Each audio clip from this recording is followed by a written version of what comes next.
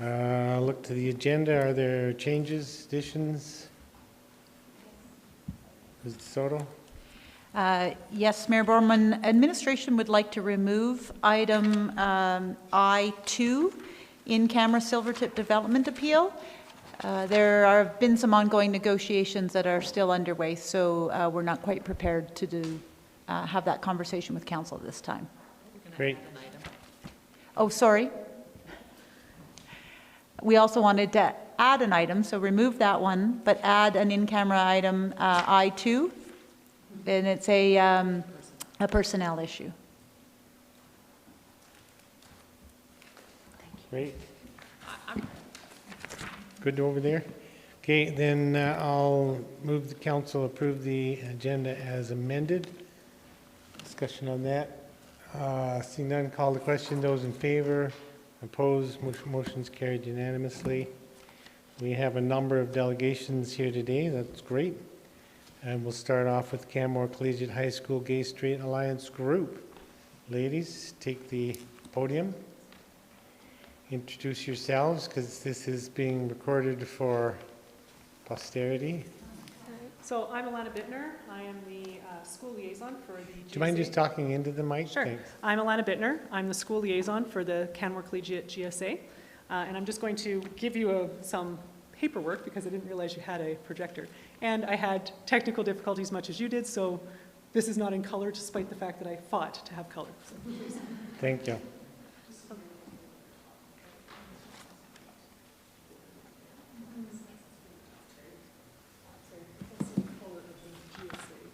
Mm-hmm. Mm-hmm.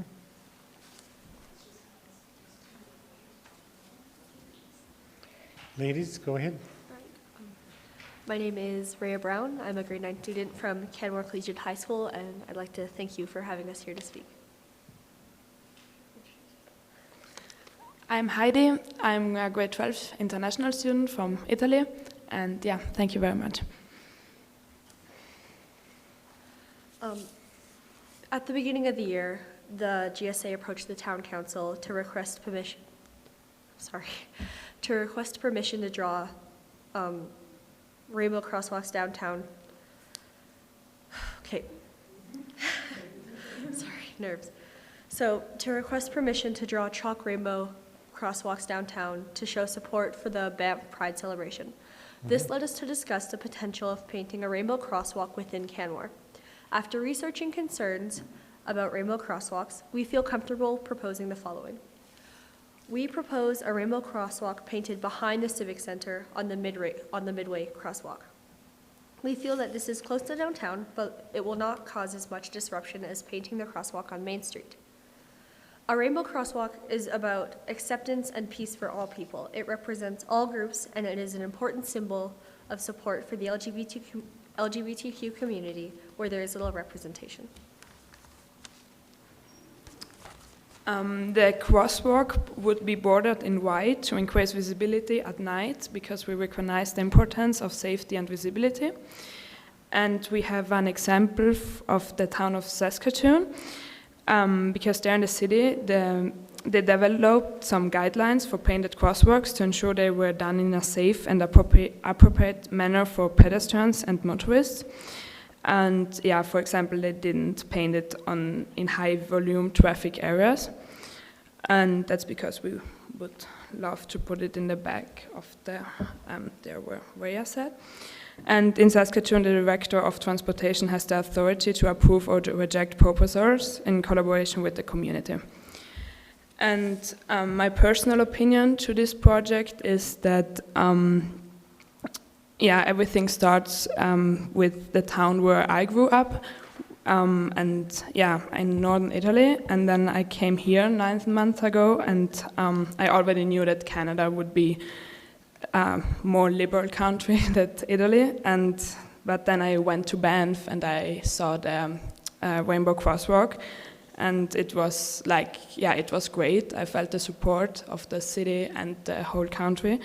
And I think with all the international students that are here in Canmore and in Banff and a lot of tourism that you have here, I think it's a very great a good example for the whole world to show the supportive and acceptance that the value and belief system that here a lot of people have. And yeah, I think it would be great. Thank you.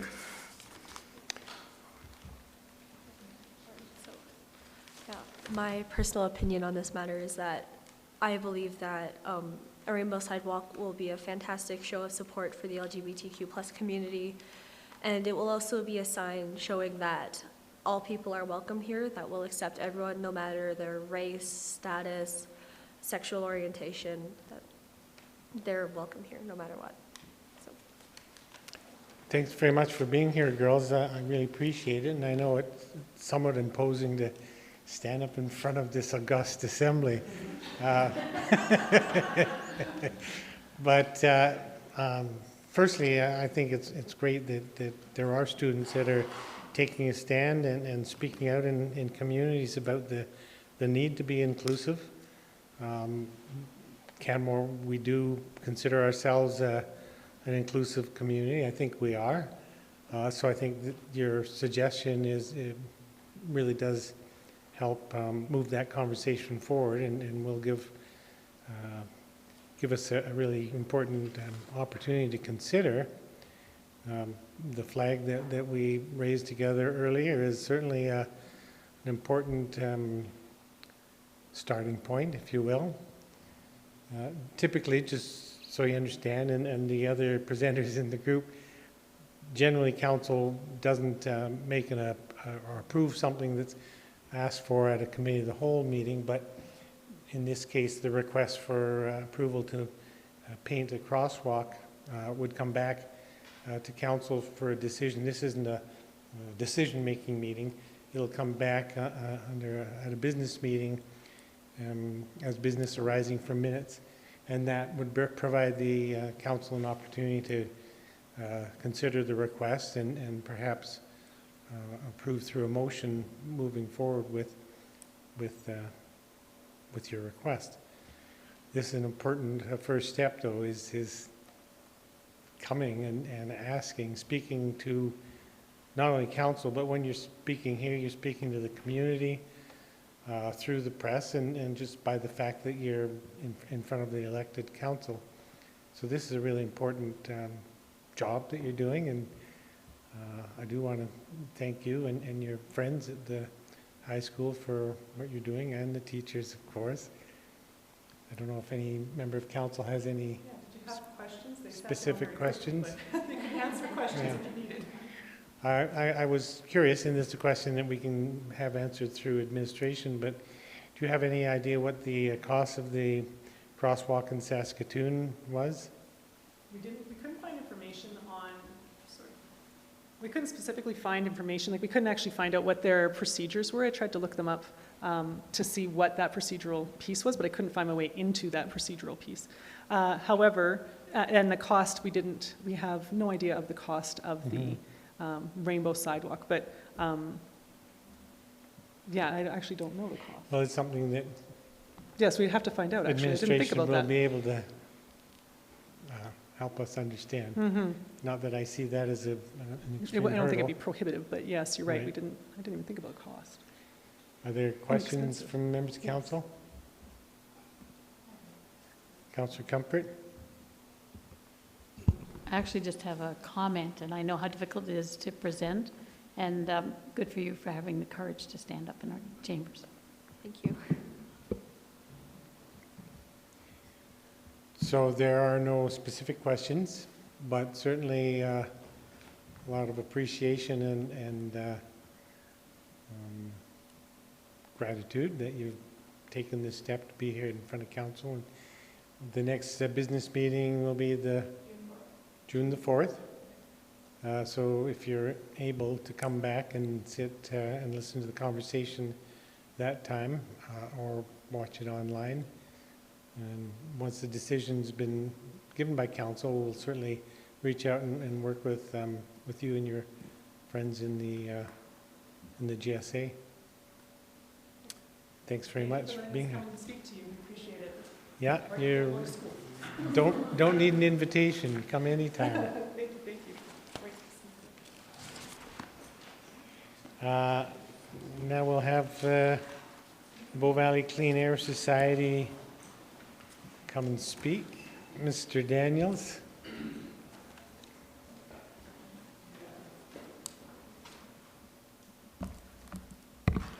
Thank you for the opportunity to address this august assembly.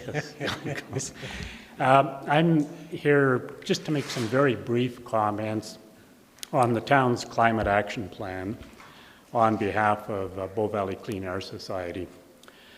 Our organization may be familiar to some of you, but let me give you a very quick introduction. Our mission statement is that we will work to improve and protect the air quality in the Bow Valley and to minimize regional contributions to climate change. BVCAS, as we call ourselves, has been active in the Valley for many years on issues related to local air quality, and in more recent years on issues related to climate change. For example, over many years we've worked with the major rock industries in the Valley to ensure that they're employing technologies to reduce emissions from their operations. And then leading up to the 2015 provincial election, we were very active as part of a province-wide campaign to encourage the province to implement an accelerated phase-out of coal-fired power generation, largely for climate change reasons. We've read the climate action plan that the town adopted last fall, and we want to offer our strong support and encouragement. The climate action plan, in our view, does two very important things. First of all, it sets some very ambitious targets for reductions in greenhouse gas emissions.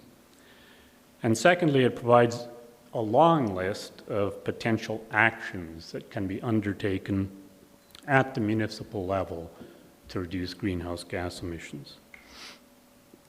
Unfortunately, at least on a worldwide basis, we've been much better at setting targets on climate change and describing potential actions than we have been at implementing the actions and maintaining public support as you go through the implementation. I think that town staff and council recognizes that the tough work really lies ahead, and we want to offer just a few words of encouragement and advice as you start down the implementation path. The first piece of advice is that when it comes to prioritizing that long list of initiatives in this area, it's a very important criterion should be some measure of the cost per ton of emissions avoided or reduced. So for every initiative you introduce, make some effort to estimate what the cost is going to be and how many tons of greenhouse gas emissions will be reduced, and translate that into this measure of cost per ton. If you use such a measure, you're likely to find that there's an enormous range. Some initiatives will be relatively low cost, but with a large positive impact. Others will be very high cost with perhaps relatively small impact. And that's the reason really for doing this kind of estimation. For example, in the town's own operations, where you've set very ambitious targets for reducing your own emissions, costs may be fairly easily measurable and reflected in the town's budget. When you're asking citizens to make changes, either by introducing new regulations or simply through education campaigns, costs to the citizens have to be estimated, and they may at times be less easily measured and much less precise. But a rough estimate of cost per ton of emissions reduction is better than none. Citizens will want to know how much each of these initiatives that they're being asked to undertake will cost them, either directly or indirectly through their taxes, and how much it will achieve in terms of emissions reductions. Two reasons that some such measure is really important in starting to prioritize your actions. One is there will be significant costs to achieving these ambitious targets. And the town obviously will have limited resources, and therefore will need to make sure it is getting the biggest bang for the buck, that you're really tackling the ones that will have a big impact for the budget that you allocate to this. The second reason is that developing and maintaining public support throughout this process will be important. And at times it'll be challenging. It'll be easier if the town can show in a measurable way that it is being financially prudent in the choices it's making about which actions it's going to undertake. Our other principal piece of advice is to pay close attention to the need to communicate with citizens and to build public support each step of the way.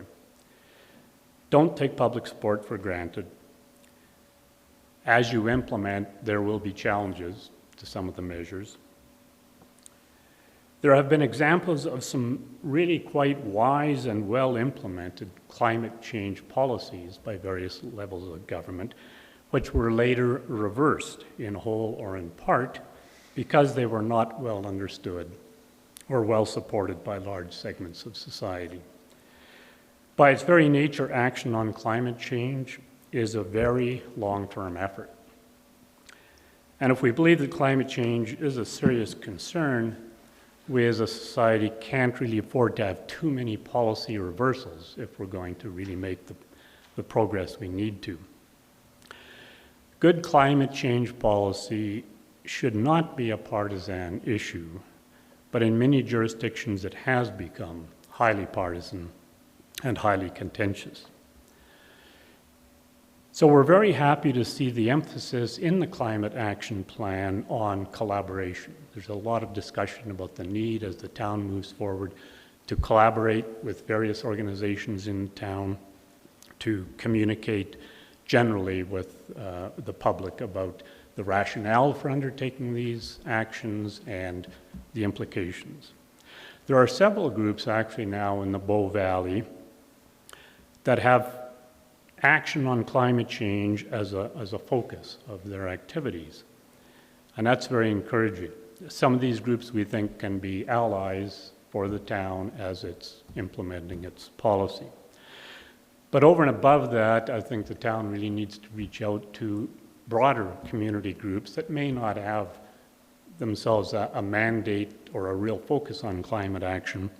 And I think, again, the Climate Action Plan makes reference to that, lists a number of broad community groups that probably should be sought out to have some involvement in implementing the plan.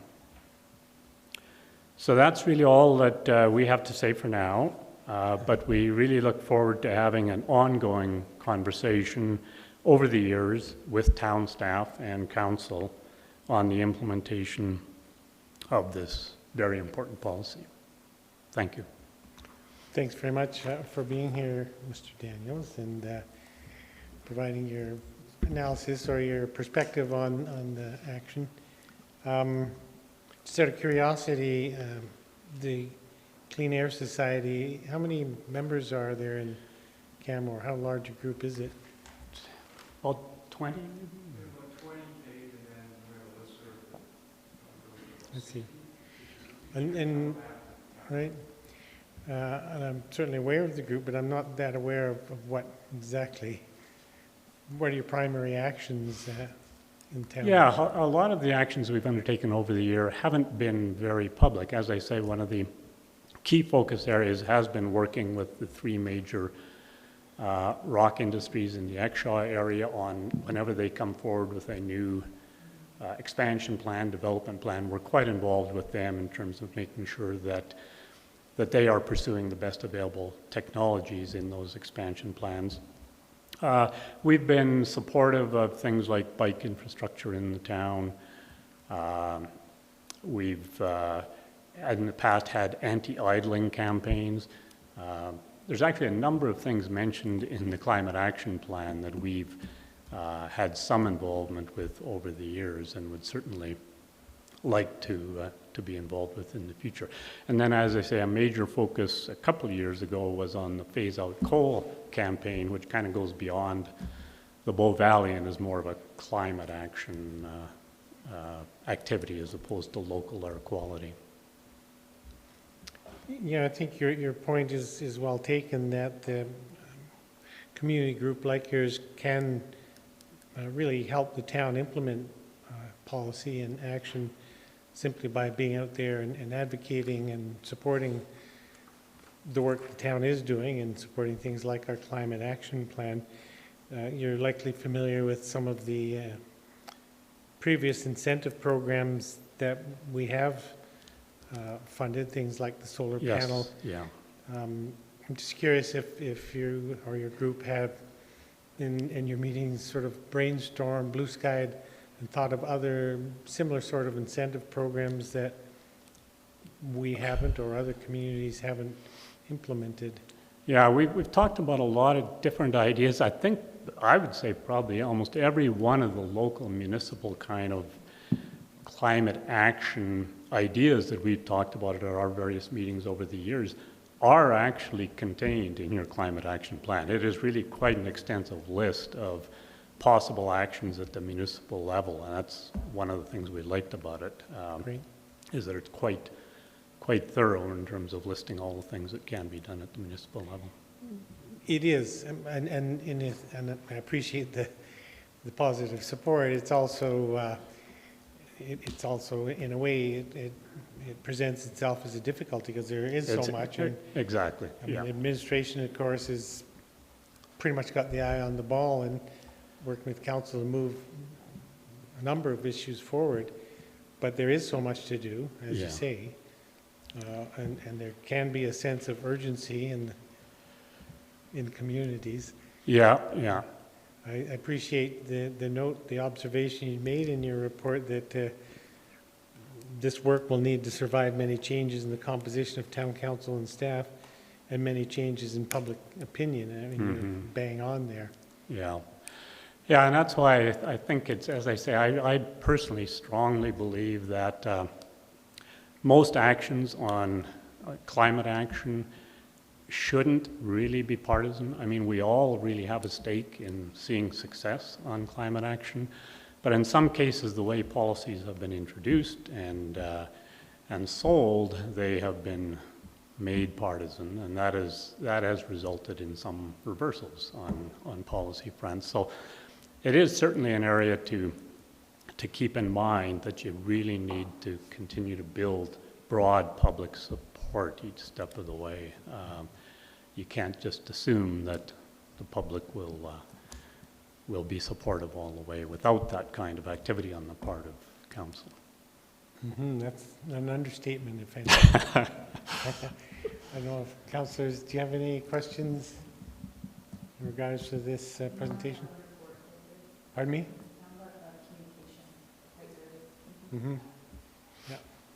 Well, thanks very much for being here. Okay, I really thank you. appreciate it.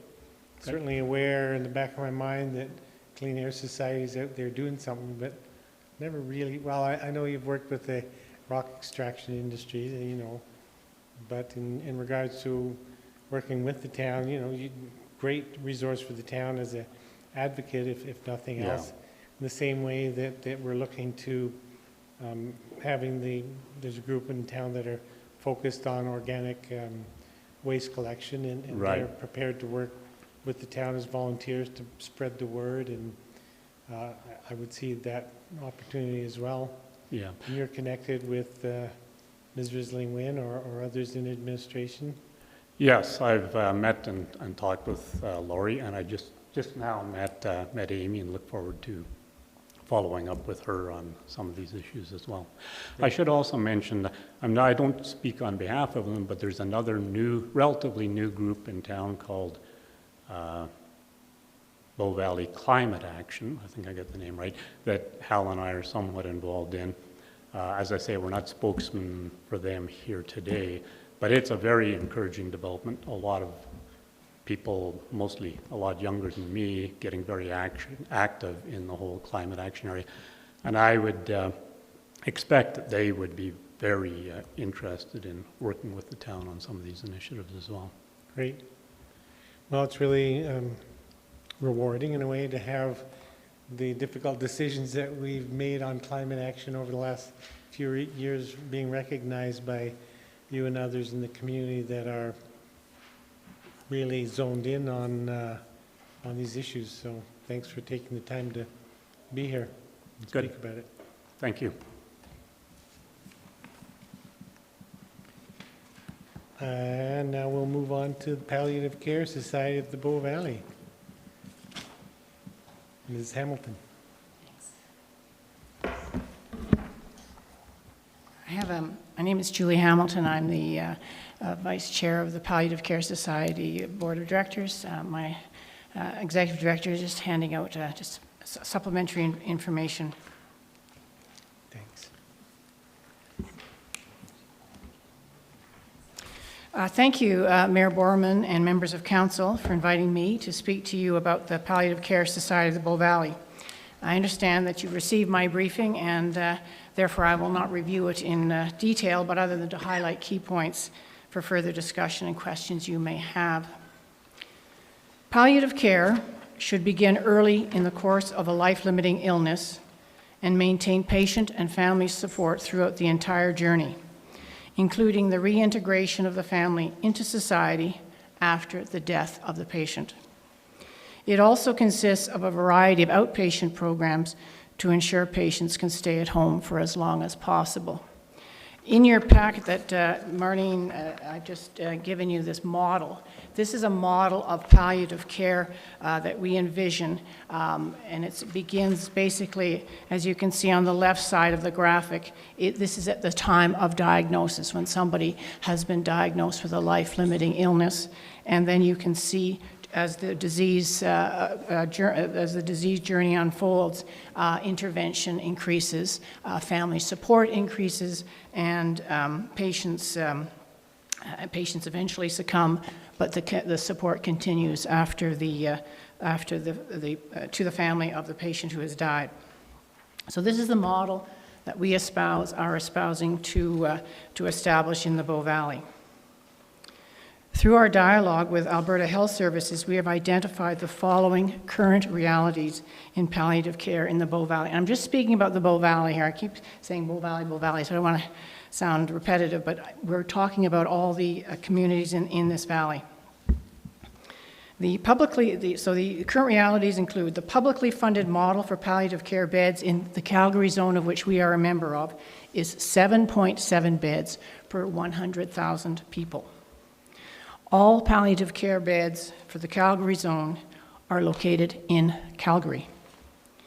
AHS policy does not support the development of residential palliative care beds in rural communities, and our request to lease hospital property lands for the construction of a standalone hospice was consequently turned down. AHS has acknowledged that there is a need for residential beds in our valley, and that this need will grow over time. Alberta Health Services has also stated that they do not know how to manage the palliative care needs of rural communities such as ours, but they do recognize that one standard solution does not fit all. They've also stated its intent to work with societies like ours to develop approaches to the palliative care needs of the rural communities. And through our dialogue with Banff and Canmore Hospital medical health care providers, we have learned quite a few things. The palliative patients living in the Bow Valley are choosing to stay at home and not receiving the spectrum of palliative care that their tax dollars are funding. They don't want to travel to Calgary for their programs, and they certainly don't want to travel to Calgary to die. Both hospitals in Canmore and Banff have adapted 2 single rooms to improve the environment for palliative patients who are admitted. However, acute care facilities are not the ideal place for end-of-life care. The staff are not necessarily experienced in the management of palliative patients, and the beds are only available when the hospital occupancy allows it. There are a variety of public and private resources in palliative care available in the valley, but are not easily identified nor accessed. The scope of the current palliative care services is inadequate. Many patients are not being identified in a timely manner. Demographic projections are predicting an increase in the number of patients needing palliative care. The support for patients in their homes and in the community is in need of expansion. There are no hospice beds in the Bow Valley to serve the needs for respite givers, the caregivers, the people who look after these people. The average number of hours per week that caregivers report is 54.4. That's 54.4 hours per week. Can you just think of the effects on the family dynamic. Using up personal savings to survive and obviously missing many months of work. So this is unacceptable and inconsistent with how Canmore prides itself in the quality of life it offers, and with the reason that many of us, myself included, have chosen to live and retire in the Bow Valley. The Palliative Care Society is taking action. We are addressing these current realities, and after 4 years of extensive work, the Society has identified the need to construct a 2-story, 15,000 square foot hospice with 6 residential beds and capacity for multiple day hospice services on a maximum 1 acre footprint. We have hired MTA architects to design the hospice, and in your package there are some concept photographs of other hospices they have designed. Our capital budget is $8.4 million, with an annual operations of $1.2 million. We intend to continue with our annual fundraising efforts post-construction in order to meet the operating costs, and to offset these costs, we will seek to enter into negotiations with Alberta Health Services to come up with some adequate funding model. So what's in it for Canmore and the Bow Valley? What are the benefits to having a hospice? And in your packet, in the briefing that I sent you, I think I listed about 12 benefits, but the last 3 are worth mentioning. The last 3, the number 1 is improving the quality of life for families and patients living with terminal illness. Patients with life-limiting diseases identify that receiving honest information about their condition, about being told these are the facts, you do not have much time to live, the facts about their condition, and having time to prepare for life's end are key aspects of quality end-of-life care. Our model, the one I've shown you earlier, espouses the importance of advanced directives and end-of-life care planning. The second benefit I want to mention is the full spectrum of healthcare needs for Canmore and the Bow Valley's aging population will now be met locally and may serve to attract full-time, tax-paying residents. The third one I want to mention is, of course, by having hospice built in Canmore, it will allow the use of local contractors and businesses for the construction and furnishing of the hospice.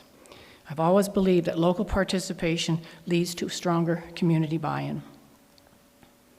And the economic benefits of a hospice are, I'll just put it bluntly, the cost of dying is very high. An integrative palliative care program that we are espousing will result in a decrease in healthcare costs.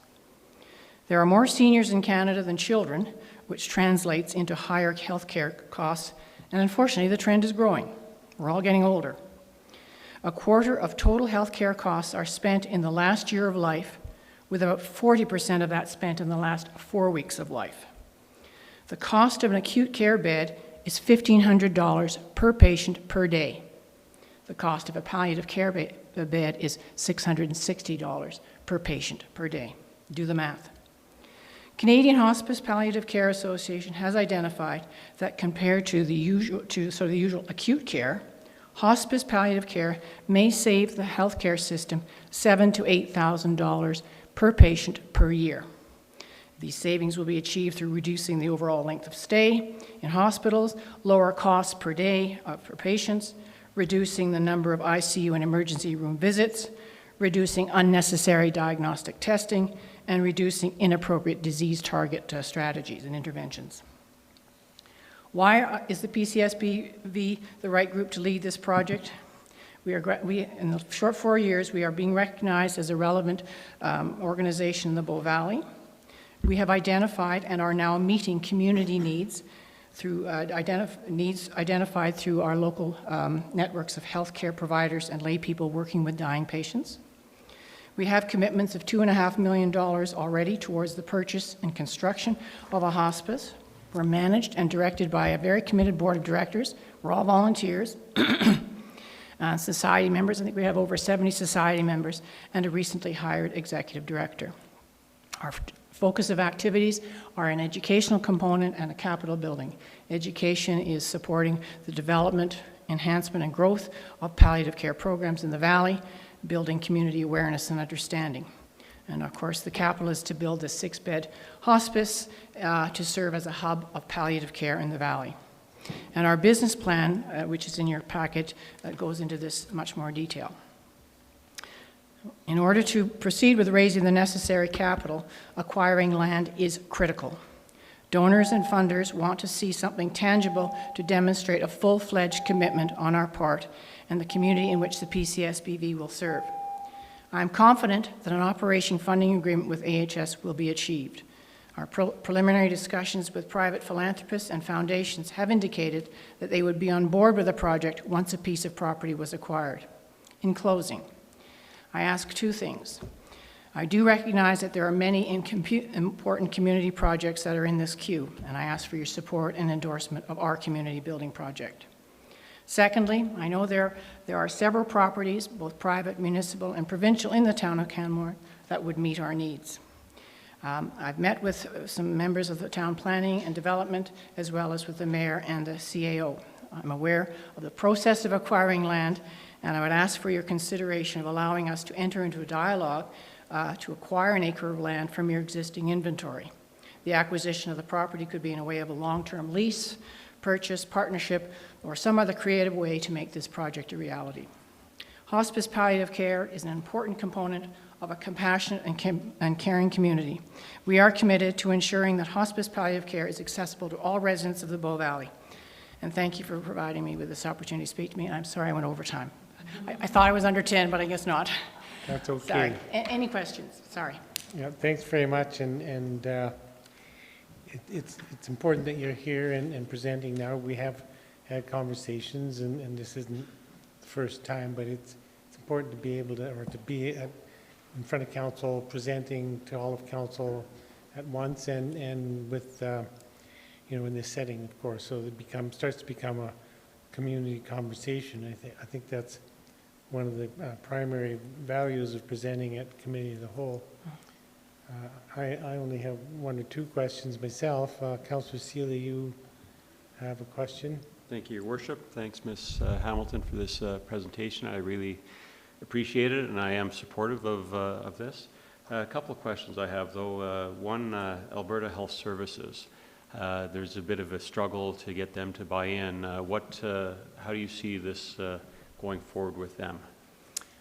Thank you for asking that question, because that has been a very big hurdle for us. Alberta Health Services has a current policy of not underwriting rural hospice beds, but we have a very good relationship with them, and I'm very optimistic that as with the election changes and some of the people that we have who I know and have contacts in the government circles, we are going to get back to the negotiation table with them. I think it's been just really a matter of funds, and we are breaking new ground here. Rural palliative care is new. They have the beds in Calgary and Edmonton, Red Deer, but in a community such as ours, there just hasn't been felt that it was necessary, because just go to Calgary, they're all there. But there's certainly a ground movement here that's saying that this is unacceptable, and that's why we are in existence. So I guess the long answer to your question is that we are opening up the conversations again, optimistic that we will come up with something workable. Great. And the second part of my question, if this were to move forward and you'd be successful, it looks like the fundraising all makes sense. With Alberta Health Services, how would we manage that? Because we're building it for locals, but then they might decide to have different use and everything else. How would we make sure that we're benefiting? That's again a very important question. That is something that we sort of would build into the negotiations. With the heavy emphasis on, we'd have to show utility of how many palliative care patients we have in the system. I've been told that at any one time there's about a 15 to 20% of the home care patient load are palliative. We would negotiate in a way that would say that we would want to have our local valley residents have first dibs, if you will. But we would also have to be open to the fact that if there were empty beds, that they would have to be accessible by other people in the Calgary zone. I think that's something we'd have to be prepared to put on the table. Again, we're charting new territory here, Ms. Cecilia, and I'm not sure how it's going to unfold. We hope that with our dialogue, we will come up with a workable solution. I don't know if that answers your question, but it's a work in progress, and I think it's all about relationships, having the right conversations, having the support of councils like yourselves in making sure that we meet our needs of our people. Thank you. Thanks for that. I had similar questions or thoughts about future relationships with AHS. Following along some of that conversation. So have you had any opportunity yet to meet with other municipal governments or representatives, the administration throughout the Bow Valley in regards to shared support? We have met with MD Bighorn, and we've also met with town of Banff. We've certainly had conversations with the Stony Nakota group, but in terms of shared funding model, that is something we want to start the dialogue upon. I think that is part of our plan. Obviously, we would like to get everybody involved as much, and if we can get some kind of agreement on a funding model where each town maybe participates to a certain level, that would be great, but we have not gone to that level, but it is certainly on the table, and thank you for bringing that up. Great, and it's certainly a model that can be used with the Bow Valley Regional Housing. Yes, that's the one I'm thinking of. Yeah. So, and it basically, each community agrees to a prorated contribution based on demographics. Yeah. Obviously. Based on assessment, Your Worship. Assessment, but I mean, it's a percentage, percentage of assessment. Regardless, there's a model in place. So if, for this conversation to move forward, of course, we're going to want to see support from MD yes, and the for town sure. of Banff. Because we want to build in Canmore, but obviously this is for the whole valley, Lake Louise, right through to Morley. Yeah. Councillor Mara. Thank you for your presentation. One of my questions was asked. I was just wondering, when we're deciding Canmore, what made you decide Canmore for the location? Or are you looking at other locations also? We chose Canmore because it was really the largest municipality. And quite frankly, again, with all due respect to Banff, we didn't want to have the additional layer of federal parks to deal with. That's the answer. Good answer. Good answer. And 15,000 square feet is a large facility. What percentage is beds and what percentage is programs? I would say there would be about probably 45 to 50% would be the beds and residential areas. A portion would be office administration, and then the others would be what we call the outpatient programs, room counseling areas for people to come and just have group meetings, that kind of thing. We want to make it into kind of a home-like environment, so we also envision a very nice common area. But certainly half of the building would be dedicated to the last 2 or 3 months of life, or what we call the residential aspect to it. We also want to provide some respite beds so that if a caregiver needs a break, they can, their family member can come to the hospice for a period of time as well. Okay, thank you. Councillor McCallum. Thank you, Your Worship. Thank you for your presentation, Ms. Hamilton. Thank you for this. This was actually one of my questions. Did you have a business plan? So that was easy. I'm curious as to, so the AHS has stated that they are not able to give you land, and at this time they're not able to give you any funding.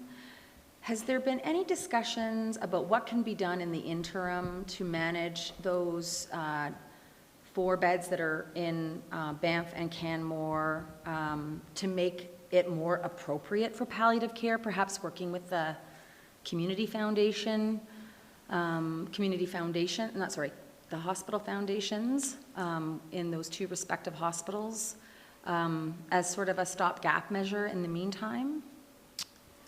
Well, I think that is sort of happening, but again, I'm just going to dive in. The 2 beds in both hospitals are acutely funded. They're funded at $1,500 per day. So if they become palliative, they lose that revenue source. And in today's very expensive healthcare market, hospitals don't want to lose those beds. So and I know that stepping out on a limb here, but there is a risk that if you use them for a different purpose, you could lose the funding for them.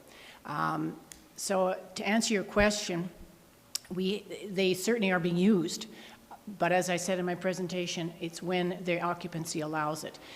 If the 2 beds, if a patient is in there, they will certainly get palliative care and they will be looked after, but it's usually just for at the very, very end of life, and it's not palliative in terms of the model that I was talking about earlier. It's really just literally pain management, that caregivers can't cope anymore, and it's the very end. But we feel that this certainly is, it's happening. Our stopgap approach is we want to try and work on building the home care programs and with the existing services that are in place already. We are hoping that the home care nurses that are already in place, they have funding for their Monday to Friday. There's no funding for after hours. Weekend care. So is there something we can do in that area? We're also trying to work to build our volunteer component in helping caregivers caregive, and we also are working with AHS to train volunteers in working with people who need medical interventions and can work with them and take the pressure off some of the other funded resources. Gotcha. So we are trying to build capacity in the non-hospice residential facility. That's part of our mandate. But when it's not possible to keep patients at home anymore, or the caregivers are getting exhausted or whatever, then we have to have another venue for them. Bringing them into the hospitals is certainly a good stopgap measure, but it's a very expensive stopgap measure, and we're trying to figure out how we can do that. But in the interim, yes, it is being done. It's just not being done as fluently and seamlessly as we envision. Gotcha. How did your group, did you do some sort of a needs study to determine the number of beds that you're proposing as part of your facility? The initial proposal we submitted to Alberta Health Services 3 years ago now, was 12 beds. And we decided that was for the whole valley, and we were turned down because that also included Cochrane in our submission. So Cochrane was a big chunk of our sort of assessment. So we just have the number. It was just a number. We thought 8 was too many, 4 was too little. Let's go with 6. I know it sounds very arbitrary, but we thought we don't have any other sort of models to base it on, other than the fact that, they say 7.7 beds per 100,000. Now, this whole valley is less than 100,000, but 4 was too little. We just thought we'd just start with that. Right. So you're kind of going with a, if we build it, we will come type of approach, which I've seen success in other ways, because you state in your report about building the building and then dealing with operational deficiencies. If you don't get a contract with Alberta Health Services, how are you going to deal with your operational deficiencies? Well, financial in fact, deficiencies? we say that because we want to move forward. We feel this is something that is a very important addition to the valley. But we will not. We can buy a piece of property with the money. If there was some land available tomorrow, we would buy it if it was suitable, because we have money in the bank. There's no risk to that, because if our project fails for whatever reason, we can sell the piece of property. But there's risk as soon as we start putting a shovel into the ground for the various reasons you've just outlined. We have to have some kind of an operational agreement with AHS. So the dialogue is beginning today. In fact, I just met this morning with an individual who knows the new players quite well, and I am very optimistic that between him and the other people that we now know, that we will have some kind of agreement. He's in total agreement that it's crazy it's not right that we don't have the kind of programs that we need, the hospice programs, he said. So, Oh, that's, yeah, so we will not proceed with any kind of you won't start construction building or until you have yeah. that in, okay. Yeah, no. It just was worded. It was, and after I bit submitted, I thought, differently. this is going to Okay. come off crazy. But anyway, I'm glad you asked the I'm not question. crazy. At least you know I read the report. No, thank you for the question. No, it's a very important one. It's a very important one. And donors have told me they will not give us money. They'll commit, but they won't give me any money until They see that they see agreement this in plan play, place. yep, for sure. And so, then on the opposite end of that, and this might be a moot question, how will you deal with, or manage rather, your group surplus capacity? If, but I guess if you are. You mean if there are some empty beds? Yeah. Well, I think, again, this is, I think addresses the question that the mayor brought up about in terms of, do we have to have AHS, some kind of control over the beds if we have a contract with them? I think, maybe I'm being naive, but I'm hoping that we can have a contract with them. So if there are empty beds, we would say to the Calgary, look, we've got 2 beds here. Please use them. And we would bill them for it. We would charge them the $700,000 or $100,000 or $750 a day for it. No, it's not a freebie, but we would make them accessible because they would have funds. You see, Calgary, they have funds in there, so that if they have to send them somewhere else, Yeah, they've it's got the funding same as for with it. long-term care. Yeah. To an extent, Yeah. yeah, Oh, no, for sure. it would be a contract. Oh, yes, no, Yeah. the beds It would would be be- used, but they would have to pay for them. Once the phase 2 of the seniors lodge is built, it'll be interesting to see how healthcare settles out in the valley itself. Because I do believe, based on our needs study, that there are people that are in not long-term care, but acute care that would be best served in a level 4, 4D capacity, but that those beds don't exist but are planned and are hopefully going to be built in the next 2 years. And so I sort of see it like a dam, no, not like a dam, like locks. Like you No. fill it up and then the sort Yeah. of the people being the water and their needs settle throughout. And Well, so I wonder then if, I guess that's why I was asking about stopgap measures or the interim, because, Well, I think this, as you no doubt are aware, healthcare is very complex. You got the acute, you got the long-term, you got this, and all these cancer. And it's a real juggling act, getting everything together. And I think we certainly have very capable people in this town to do the juggling. But it's a question of, just where everything lines up. And it is. So it's an iterative approach. We don't have all the answers, but I think we're proceeding in the right direction. We've got a good board, we've got good people, we've got a good town, great place to live. yeah. Great, thank you very kindly for your time. Thank you. Councillor Comfort. Yes, thank you very much for this presentation. So my question is there any charge, do you anticipate any charge to the families? Would this be part of the tax bill if you're a resident of the town, or if you're coming in from inside, would Alberta Health Services take care of it? Like, what's the funding model that way? Well, the short answer is should be no cost to the families, particularly if they're coming in for residential or respite care. We do see, some programs that exist right now, for instance, counseling, lawyer fees, all those kind of things. Those things will still have to be, they will be charged out to the people who supply these services, but they may flow through our building, so to speak, our organization. We do foresee costs of volunteer programs and training. So again, we want to keep our costs to a minimum. We are going to continue actively fundraising to cover those costs.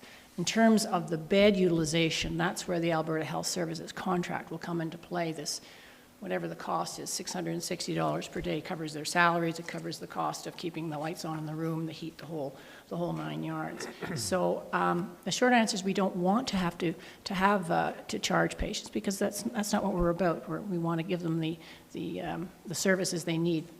We will certainly encourage donations. We are a charitable organization, and many hospices that we've talked to fundraise in this way, and there are a lot of people who are very grateful for the help they've got and do give generously, and so we have to rely on that.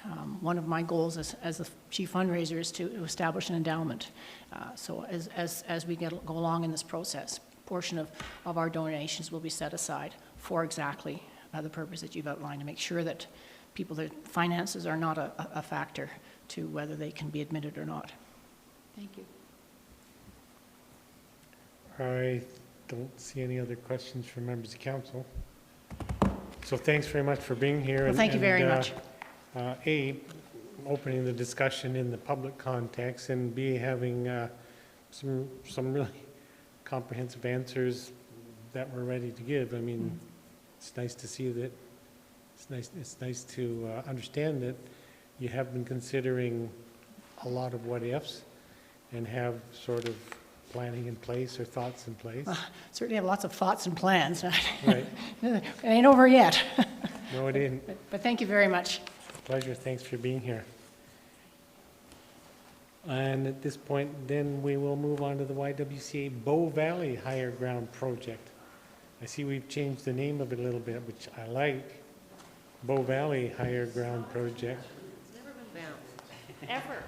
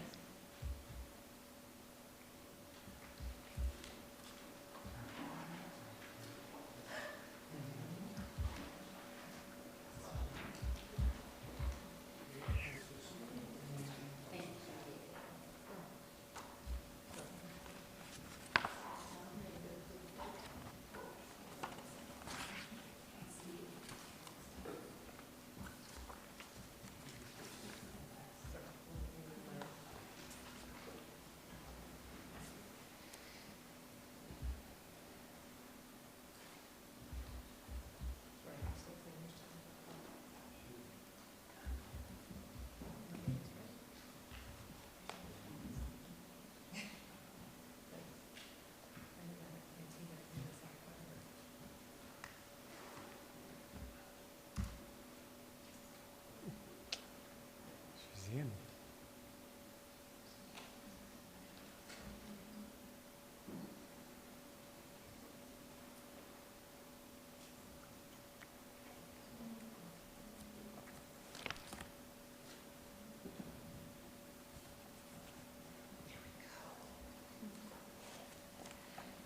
Hello.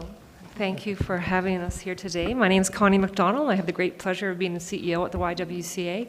And I just want to commend Julie for her presentation because as I was sitting here, I thought, and I know we've talked many times and to other members of her group, but how similar her path and journey is.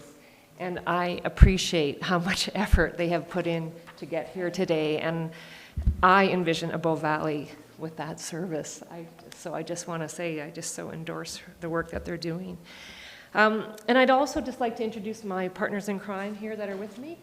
First in the back, right here, I've got Stephen Crotty, who many of you probably know. And Stephen is the Chief Operations Officer at the YWCA and is actually the project manager for Higher Ground. So he is here. Somehow we got the presentation, but and Steve has worked with the Y for almost 10 years now, so I just wanted to say that. And also we have Reeve McLeod, and Reeve is our Director of Programs and Services, and she has a Master's in Social Work and moved to the Bow Valley a few years ago and has been working with the Y for about 3 years. So she's also going to co-present here with me. And we are delighted to share some updates about the Higher Ground project. And it's hard sometimes to think about how you put 4 or 4.5 years of work into 10 minutes, but we'll do our best. Some of you I know attended our community consultation last fall where we talked about Higher Ground in the context of community development and social wellness. But today we're just going to take our time to very specifically talk about just the Higher Ground, and so not in terms of the bigger context in the community.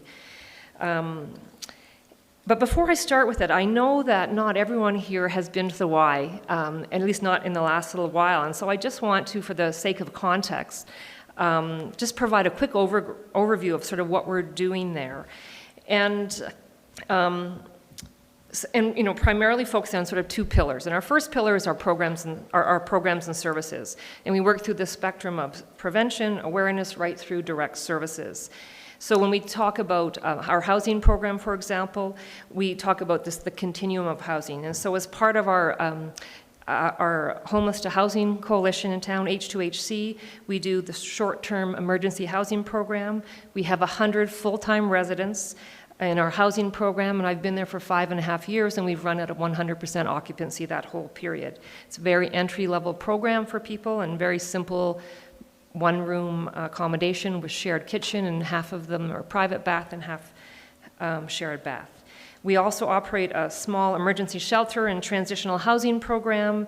And this summer, I'm proud to say that we are starting the building of a 3-story affordable housing apartment on our existing site that will provide housing to approximately 78 residents.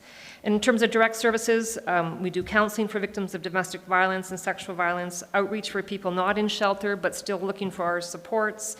And recently with the Harmony Project, we've launched our sexual violence support program in the Bow Valley.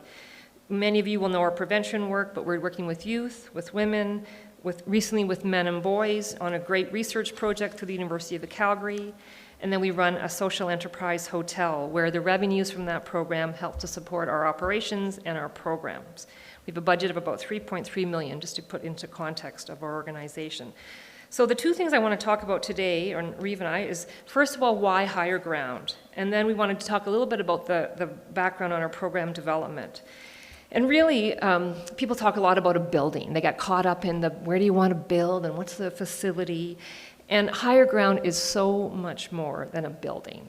It is really about a programmatic approach to how we are addressing domestic and sexual violence, or what we might call gender-based violence.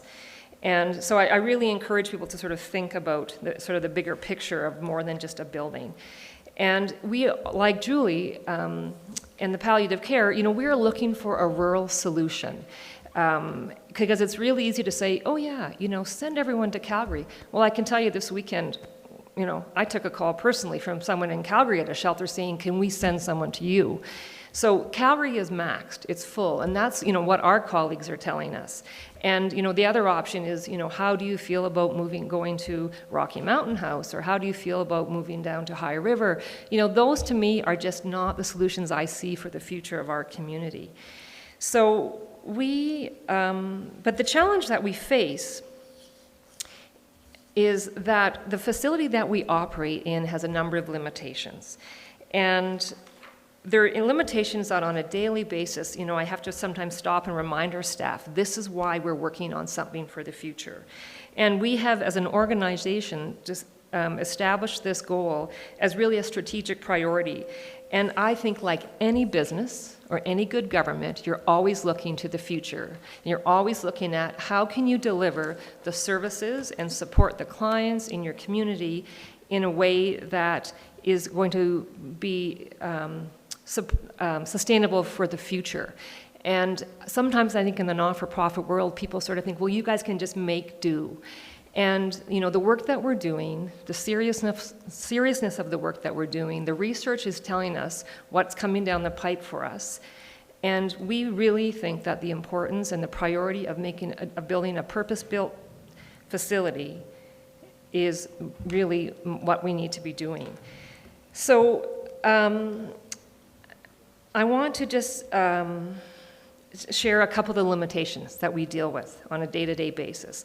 So because we're not a purpose-built facility, and again, most of you would know that we have the repurposed hospital in Banff that we operate out of, we have a multi-use issues and clients there.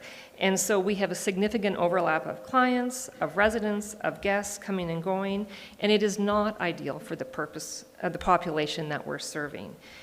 And when we look at, there are approximately 40 shelters across the province. And when we look at the other 39 shelters across the province, because there's sort of a set of standards that the shelters all work towards, and because we don't meet all of those standards, we are not eligible for operating funds. And we're small, we really are small. But it doesn't mean that we couldn't be larger, just that because of the facility that we have, we maintain the size. And the other 39 shelters do receive operating funds. And so what we receive right now from the government is we receive a small grant that supports our outreach program. So working in the community, and we do our best and make it cover everything that we're, not everything, but a significant part of our shelter piece. So, so the operating costs, like the physical spaces and taking rooms out of our revenue stream, that is all paid for through the YWCA, so through our social enterprise revenues and also our fundraising. And a purpose-built facility would change this. The other significant limitation that we have is that we don't have spaces for children. And so Reeve is going to talk a little bit more about that. And we also are seeing increased numbers and increased complexity with our clients. And we don't have 24-hour care. So those are just some of the limitations, and I'm just going to have Reeve come up and talk a little bit more about. Thanks, Connie. I'm just going to zip through that a bit. So as you can see from the slide and from Connie's reference, we've seen an increase to all of our numbers across the board in the last year. And just to keep in mind that violence comes at a really high cost to the community. In a 2012 study co-authored by Lana Wells, the Brenda Strafford Chair in the Prevention of Domestic Violence, it was estimated that the cost of domestic violence in Alberta was over $600 million over the past 5 years. And actually that's thought to be quite a conservative estimate, not taking into account police involvement, legal and court costs. And when you take those into account, it's thought that the cost is more like over $1 billion in 5 years in Alberta alone. So quite expensive. Higher Ground is our plan to bring a new purpose-built facility to Canmore with services to address both domestic and sexual violence, second stage shelter, crisis shelter, transitional housing, counseling and supports for children, and violence prevention programs. And when we think about the timing for this and why now, there's a few things that we consider. One is trends and culture shifts, so preparing for the future growth of the Bow Valley. So as Connie mentioned, recognizing the emerging complex needs of the people we serve and being strategic and anticipating who's going to need our service in the future and what that need is going to look like. And I'll try to wrap up quickly here. Our increase in numbers are also consistent with trends across the valley and across the province. As you likely know, in 2018, the Canmore RCMP reported an increase of 51% in cases of domestic violence as compared to 2017. And in the past 5 years, the town has seen an increase of 247% in domestic violence cases. The Alberta Council of Women's Shelter 2018 data release confirmed that more women, children, and seniors are accessing shelter now than ever before.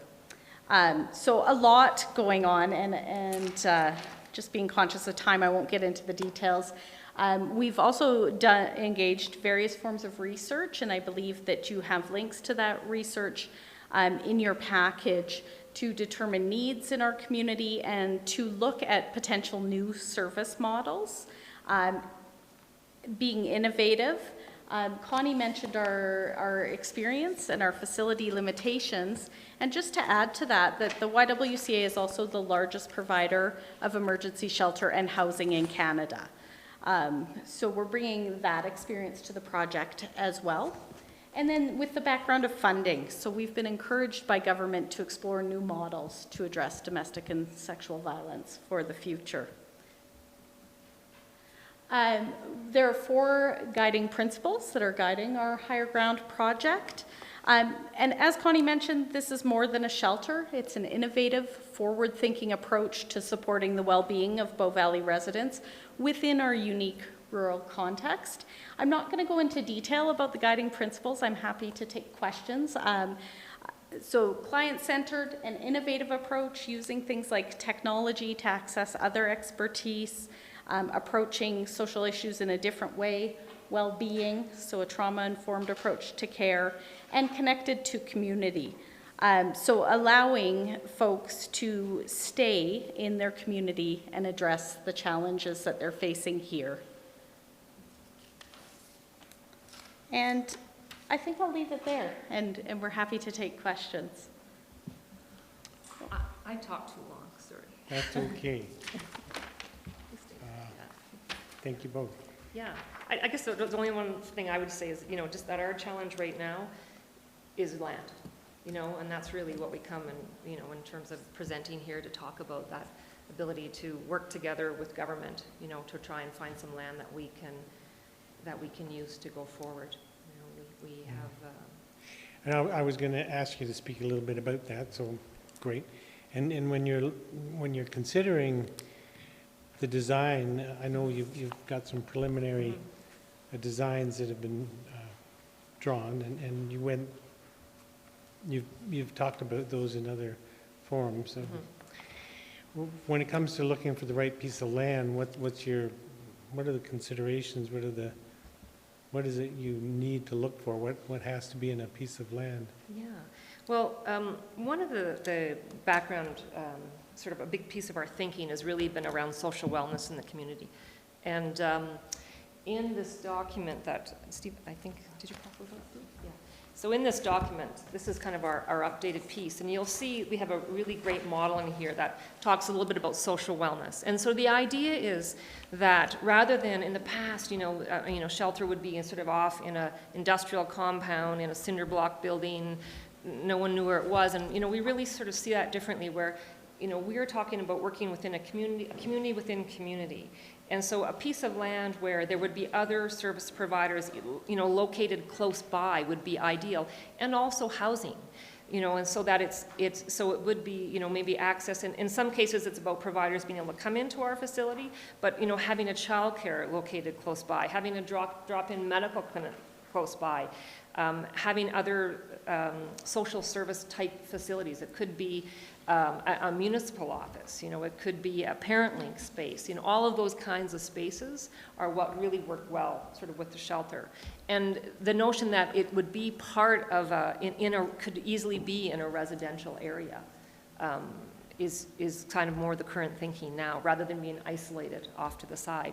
I mean, we would definitely design our building with very high security and controlled access, but the notion that people are still interacting with community, and we don't see duplicating our local services. We want to work with Alberta Mental Health and Addictions to access their supports to come and work with our clients.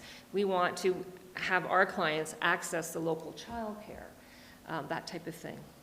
Yeah. And that is kind of a transitional shift from what it used to be. It totally is.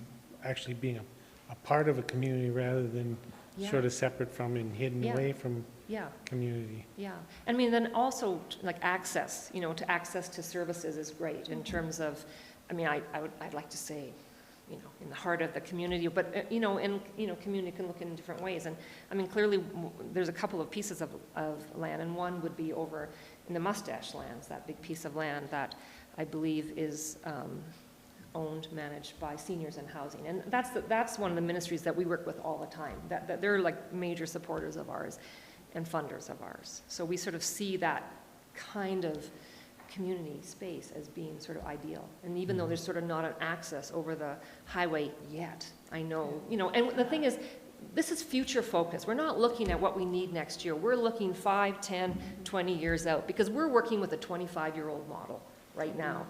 And, it's not really cutting it. And that's why the government have been really encouraging of us to look for a new rural model. And the combination, even, for example, of having services not only for domestic violence, but also for sexual violence, having those both in the same facility. It doesn't sound that innovative, but it actually is innovative, and especially in a rural context. Great, thank you. Councillor Mara. Thank you. Sorry. Thank you both for your presentation. I just had 2 questions. What is the average stay of your clients? Well, what we're finding is that when clients are presenting with these increasingly complex needs, they're staying with us for longer. So shelters across the province, our shelter included, has a 21-day stay. But within that, recognizing that there could be needs for extension, and that certainly in the Bow Valley, housing or where you're going after shelter is the pinch point that can lead to the need to extend someone beyond 21 days. With our higher ground model, we're actually, a piece of our innovation that we're considering is, instead of having certain units that are labeled for emergency shelter, for second stage, is not requiring families who are already in crisis to move from unit to unit, this floor to that floor, but instead matching services to where they're at. And having a maximum length of stay, but it being more in line with what would be realistic to move them on to affordable housing in the community, or to resolve some of the issues that they're facing. Does that answer your question? It does answer my question. I also have one more, if that's okay. Are you looking at maintaining both facilities then if you move forward with a new one? Would you still keep the one in Banff? Well, the interesting thing is, what a lot of the research is telling us, is that our clientele will be changing in the future. And we're seeing it already. So, in the past, it would be traditionally, women who are by themselves or women with children. But more increasingly, we're seeing men. We're seeing members of the LGBT community, so sometimes same-sex couples. Or anyone in that community. We're also knowing there's a lot of research that's talking about the number of seniors requiring supports, people with disabilities. So that's kind of what the research is saying in the future. And all of most of the shelters across the province, that's their struggle, because they're not set up to support people other than women and children. And so there's some limitations to their facilities now. So we're really just trying to be open about that, and that people's needs are going to be slightly different, and the demographics are going to be different for us in the future. Okay. And definitely more Indigenous women as well, and Indigenous people.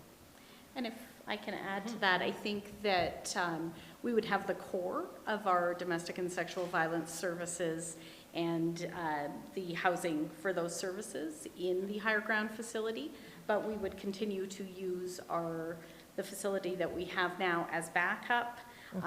It might, if you've got someone who's maybe employed in Banff, maybe that would be a better option for them, so that higher ground would fall under our umbrella of options for folks, and really assess what's going to best meet the needs based on the family. Okay. We do see sort of our core team. That's what okay. Thank you. Councillor Comfort. Yeah, thank you for your presentation.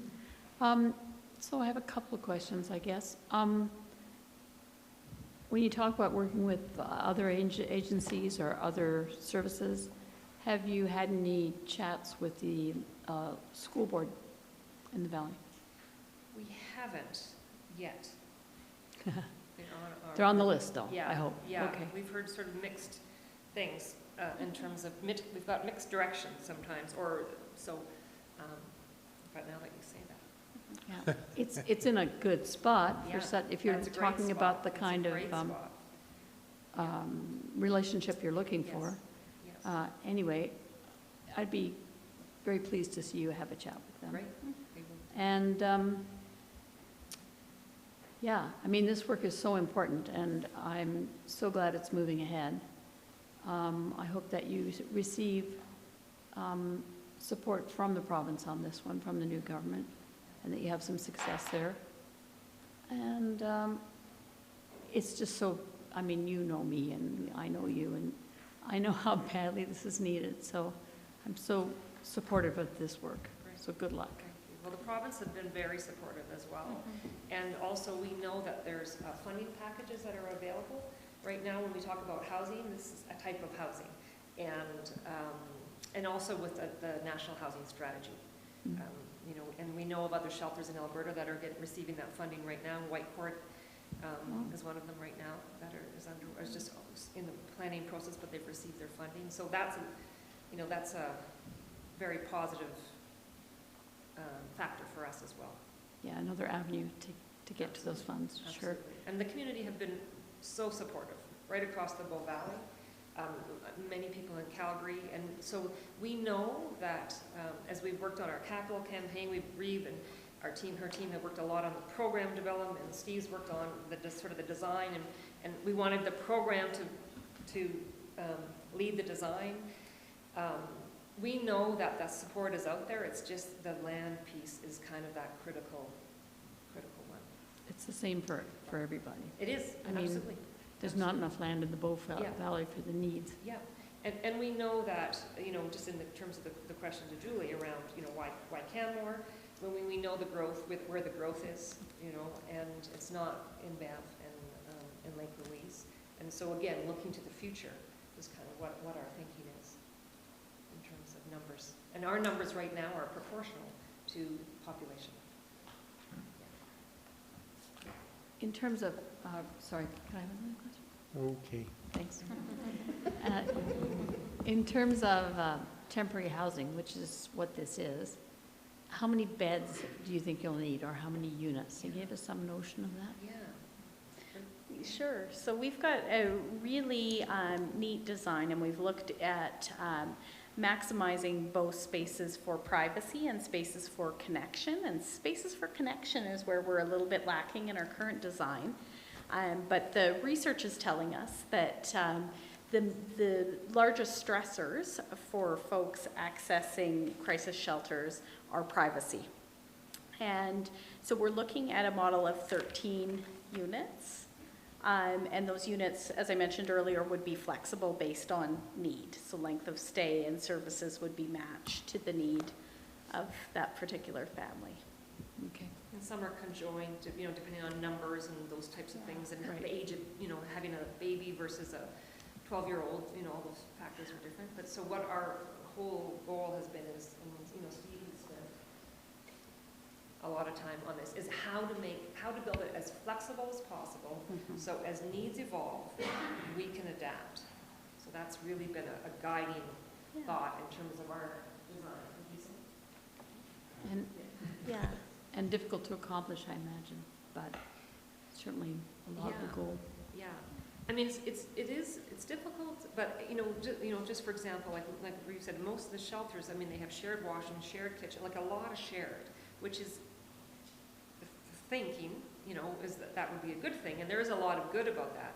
But when there's no sort of privacy, or if you have an older child, or if you have a younger child, and you want a place to to be a little alone, and so now, and it's been fantastic for us that we have the input from the shelter directors. As a matter of fact, they're all coming to Banff next week to look at our facility and to provide us input on this design, because it is, we like Julie in the palliative care, we are on the edge of pushing, and there's not even really sort of a funding model the way we're looking at it, but we didn't want funding to drive our creativity and thinking. So we really listened to what other people are struggling with and tried to work around that. Thank you. Councillor McCallum? Thank you, Your Worship. Thank you for your presentation, Ms. McDonald. I had a chance to read this. Yeah. Were these meant to be links to something? Yes, they are. And I didn't know if you were going to get them electronically or if you're going to Well, get them and hard so copy. some of the links worked in the document, and some of them okay. didn't. So I did read what I could. Okay, yeah, we can always send them. So I you did get my them. homework, but if somebody could send me those links, Yeah, I would for love sure. to read them. I have a 6-hour flight coming up, got lots of time. Perfect, great. So I'm going to ask you similar questions that I actually asked to the folks that were before you. So do you have a business plan that you are looking to share with us, or are you still working out the kinks of that based on your the building you're looking to design? Yeah, I'm not sure I'd call them kinks, but I say don't as mean we that- move sort of along the process. Yeah, we Yes, don't I didn't have mean that one in a exact- negative Yeah, way, I know sorry. you did. Building everything has little hiccups in it, and you have to try and smooth them out for sure. Yeah, Okay, so we're waiting for that, all right. Do you have any other, and maybe it's in these blue links? Examples of social wellness hubs that have been built in other locales? I've had the opportunity to, when I look at what's described in the wrong document, yeah. this here, I've seen some of this similar to this built in other places. I've toured it in Winnipeg and Vancouver in particular. Right. And I was just wondering if there were any other models that I could imagine. Yeah, and that's a for us. But the thing that stands out for us, Councillor McCallum, is that you said Winnipeg and Vancouver. Urban centers, and really the model that we've been working and striving for to push the design and the program is in a complete rural setting and context. We have a number of really good models that were urban-based that fit parts of our program model. But ultimately, I think when we talk about the social wellness hub, what's critical to us is that we try to overlap with as many other community needs as possible. It's not our story alone to tell or to drive. We want to be a part of something that is going to generatively change how we deliver social service and wellness within a rural context. And this is not to say that we don't have a fabulous interagency organizations. Everyone in our Bow Valley has great working reciprocities. We share information, resources as best we can. But there's a better physical model that lends us to the idea that higher ground can be a part of whatever that looks like. But if we can manage 3 or 4 services that are interrelated and work closely together with each other and have the vicinity and the infrastructure in place to do that, it's no different than Elevation Place, which has proven to be a fabulous recreational model. It's just we're doing a different program, and it's a social-based program. And so, yes, there are some models there, but I think our intention is that we're part of a Bow Valley solution to multiple needs. And we think higher ground stands on its own, and one way or the other, we're going to try to get that delivered to bring into our community. But the Wellness Hub is kind of a greater discussion with many more participants. We have been engaging in conversations along the way with a number of other agencies. And the beauty of, well, to get us into the social wellness hub, which is a whole nother presentation perhaps, but it's integral to what it's integral to the work. It stands out. The term stands out, and people are going to ask, what the heck is a social wellness hub? And I have to be able to answer that question, so that's why I'm bugging you. And the beauty of the intent for this is that it can be designed and phased and modularized over time. So not everyone and every agency has to be walking in parade, marching at the same time for the same constraints, and for multiple reasons. The idea of the Wellness Hub is that we can build it as the resources allow us to, and to bring partnerships together to make it greater good for our community. So. We actually have drawings where we've just played. I know. Don't show them until you know what you're doing yet. Right. Don't show them until you know what you're doing yet, because people get attached to pictures. That's not it at all. Actually, it's really helped, I think, people to envision what could be.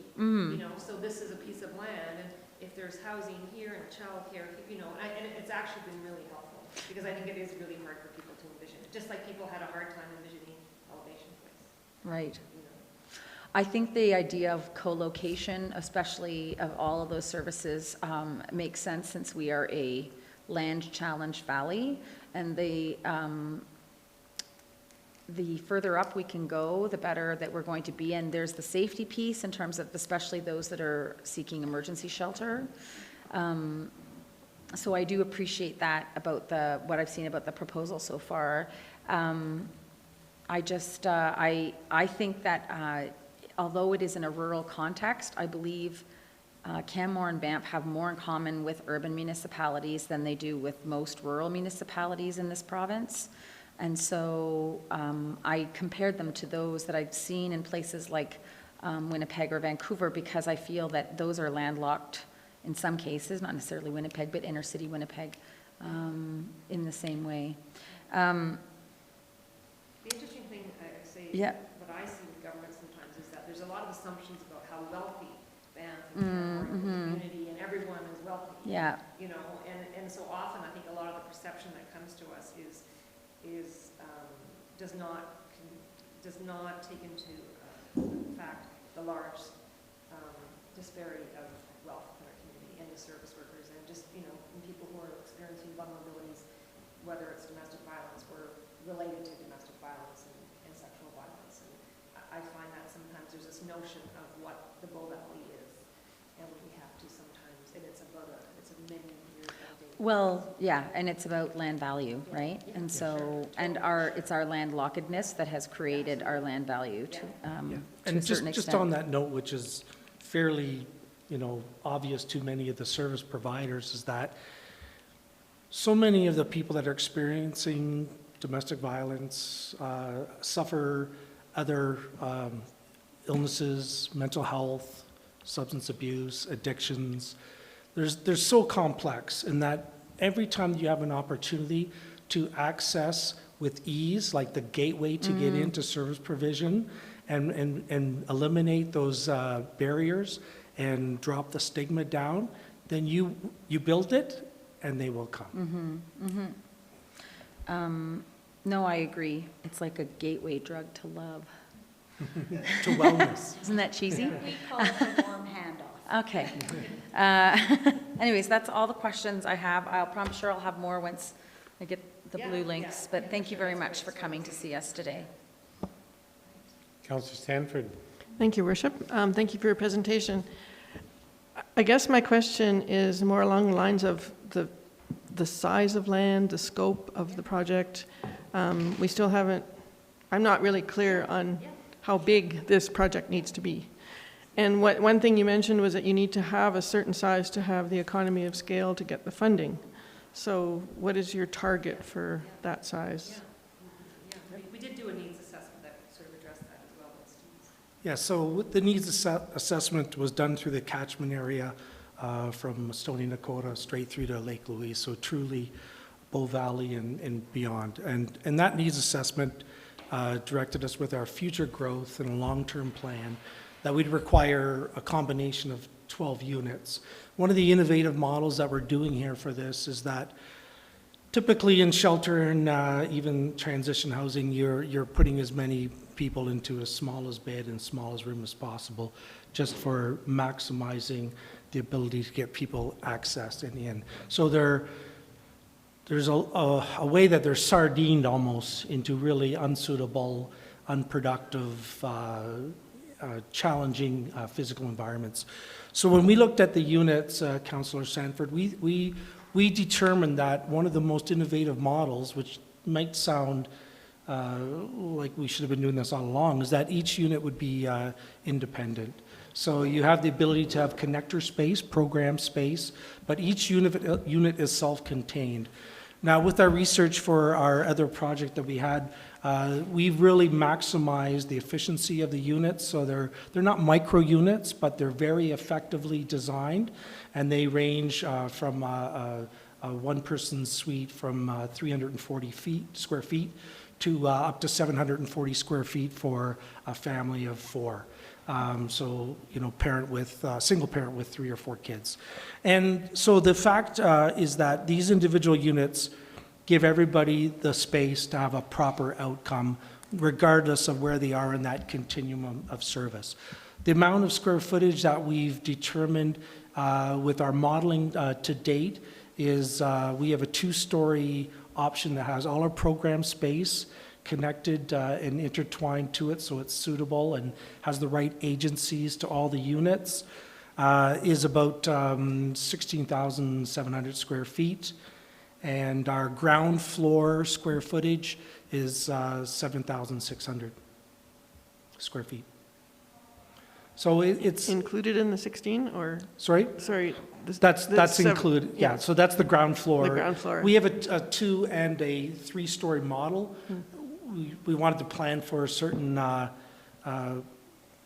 land constraints that might be just by the design of the land, but the ground floor area, including the administration and program space, has been consistent at under 8,000 square feet. Do you need to have a ground floor space? Well, if we're going to be doing the programming that we have, it's imperative that we do things differently. Typically, in a lot of these shelters, they have office space.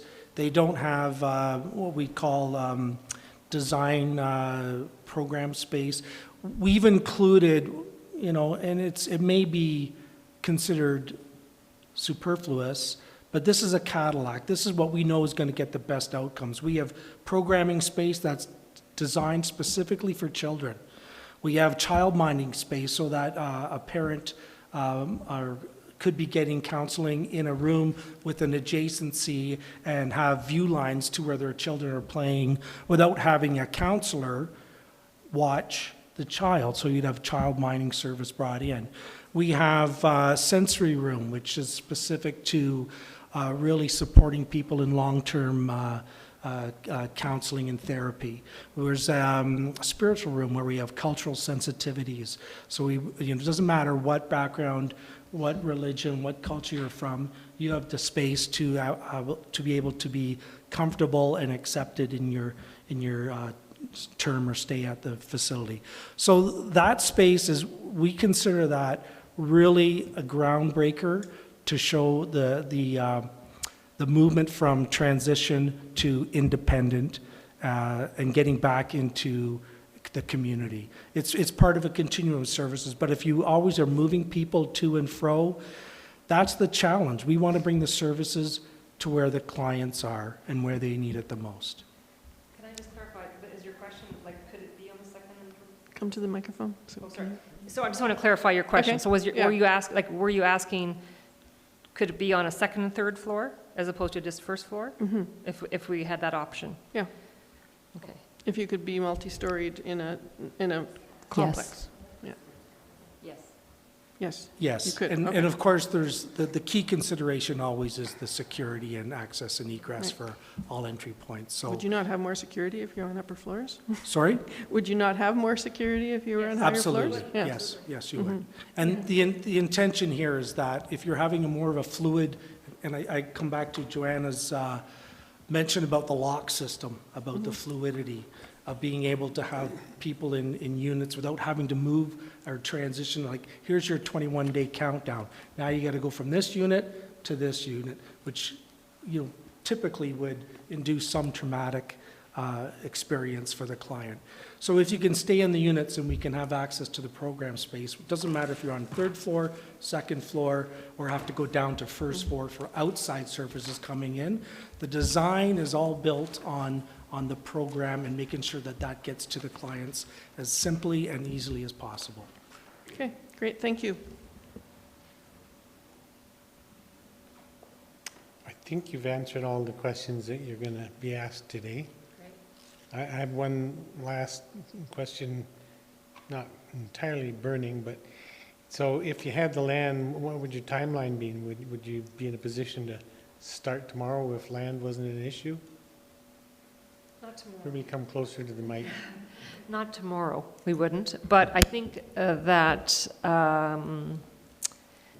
it would probably take us, maybe I'm going to be an optimist here and say a year and a half to probably get all of the funding. Probably a year, I would think, that we could probably start. We have enough of a start on our drawings, and I think we have a good, relationship with both governments, and we're already working with them. So I think that's what I'd like to say. But I didn't shut it down quickly enough. Councillor McCallum? One more question. Based on a design that's 2 or 3 stories, which I guess I was expecting taller, will you be able to build capacity to put on additional floors in the meantime? the housing person.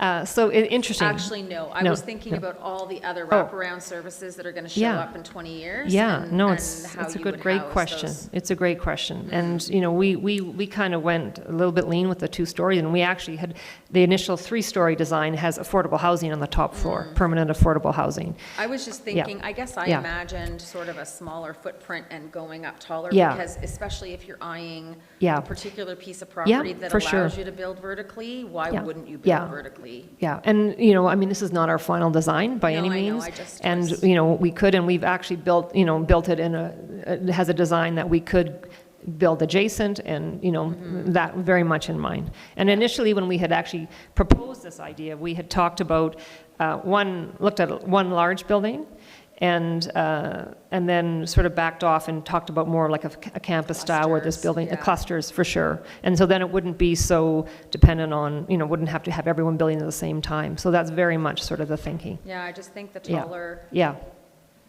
Yep. Not expecting a 10-story No, no, skyscraper, no. but I just mean, you use a smaller Yeah. footprint, you have more floors, and then there's the ability for other, as, we're Services building a too. Yeah, community for absolutely, 32,000 absolutely. people, right? Yeah, We're halfway yeah, there. yeah, We have yeah. no idea how long that's Yeah. going to take. Yeah. But, And this is what we love hearing.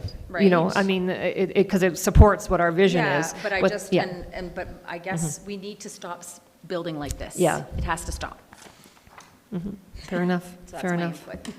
Yeah, no, I appreciate that. But I was just curious, and I Yeah. love the solar. Thank you. Yeah. Great. Okay, thanks very much for being All right, here. thank you. Been a very good conversation. We'll look forward to more, and we'll look forward to having higher ground in place. Thanks for the work you're doing. All right, thank And you. walk a mile again September. Yes, it is. Okay. Unfortunately, we've blown right through Epcor's time, so I'm just going to move on.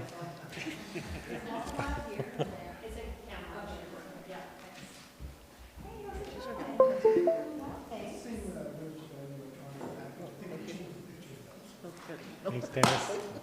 Oh, you just my name over.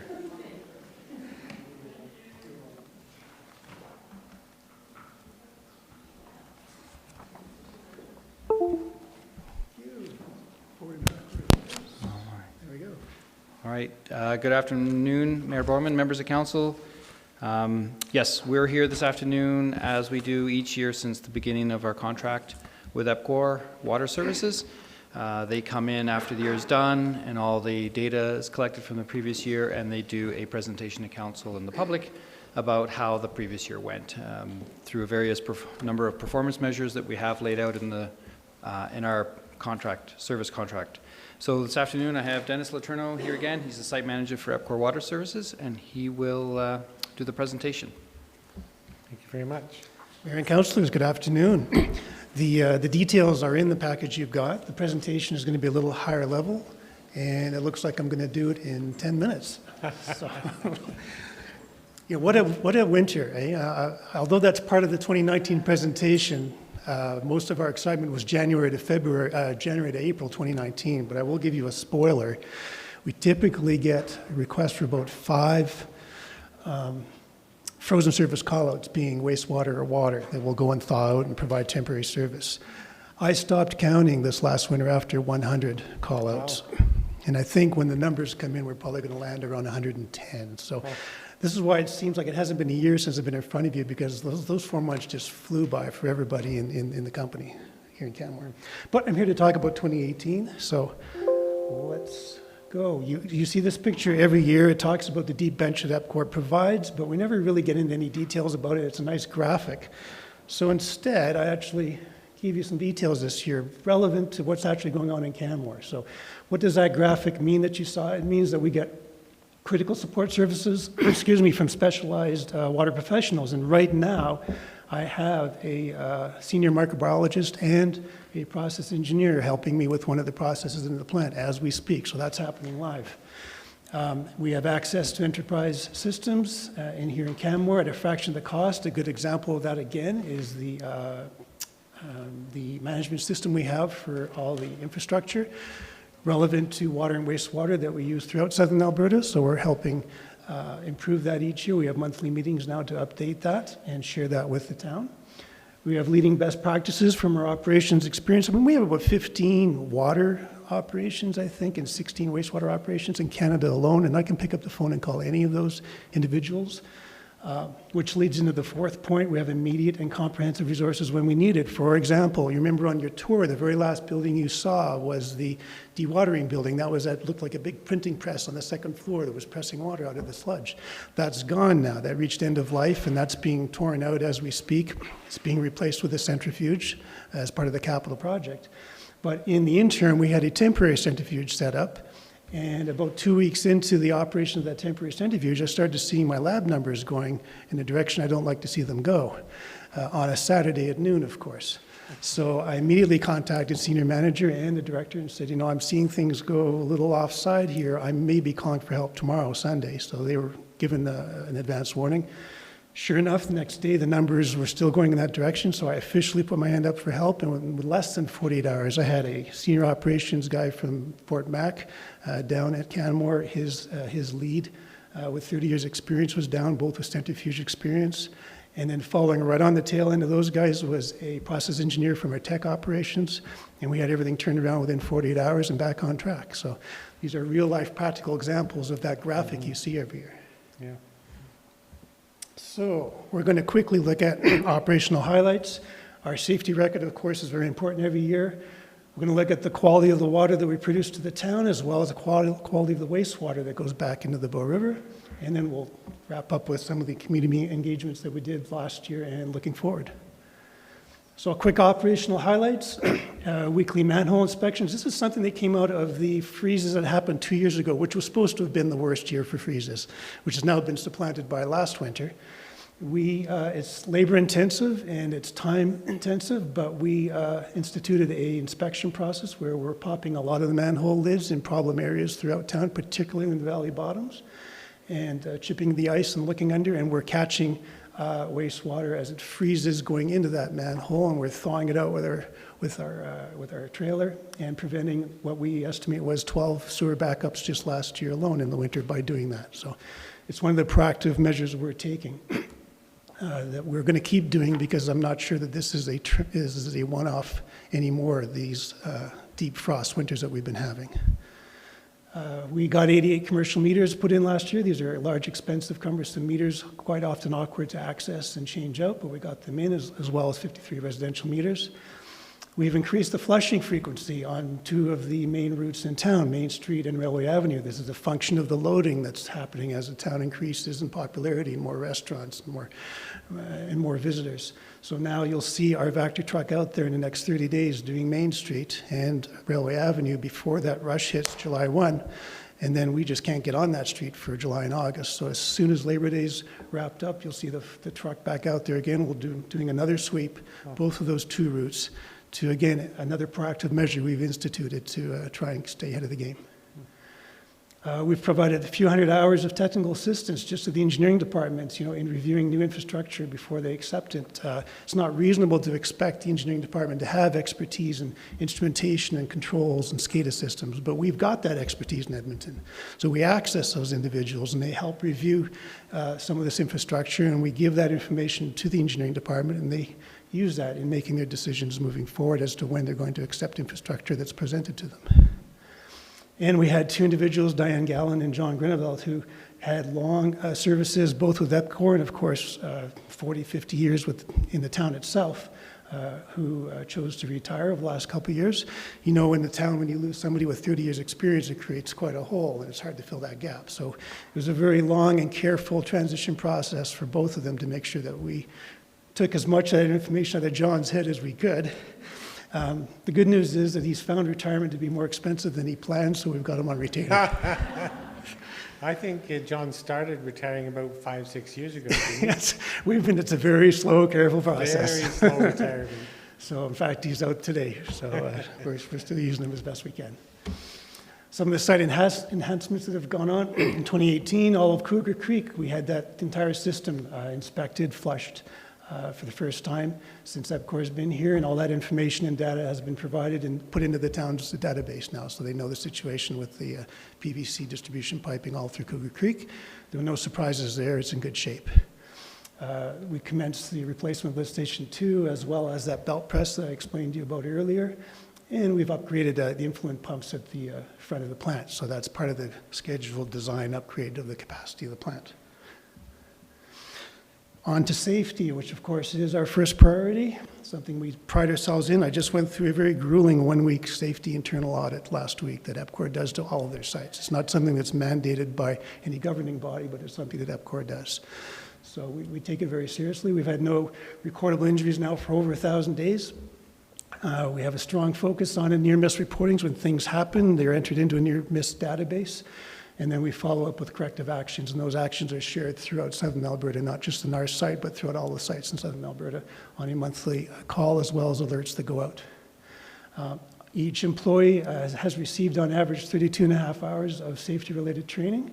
Our mandate is 32, so we met that metric last year. We've introduced an Epcor Athletes Daily Program, which is essentially a mandatory training program and then a voluntary program after that. You can take what you want out of it. It's getting our employees cognizant of the movement, because about 40% of the injuries are actual muscular skeletal accidents. So getting your mind thinking about how to move, even just sitting in the office or when you're out working in the field, it goes a long ways to preventing injuries. We actually have voluntary stretching in the morning now at the wastewater treatment plant. You're welcome to join us. It's 8 o'clock every day. Oh, no, we have our own stretching program. Oh, there you go.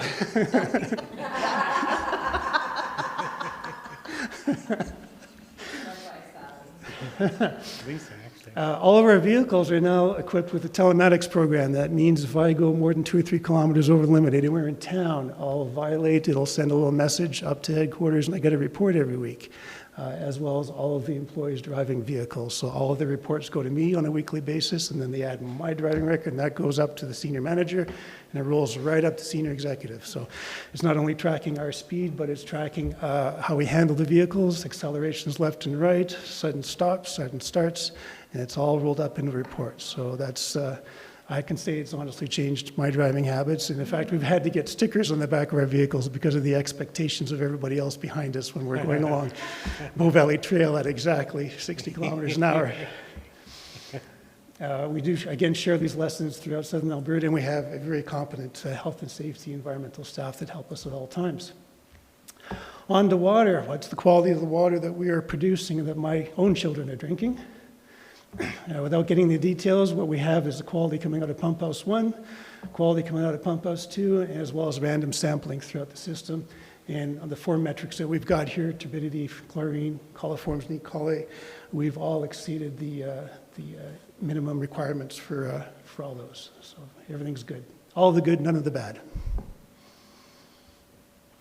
Water consumption, part of that consumption is driven by water loss.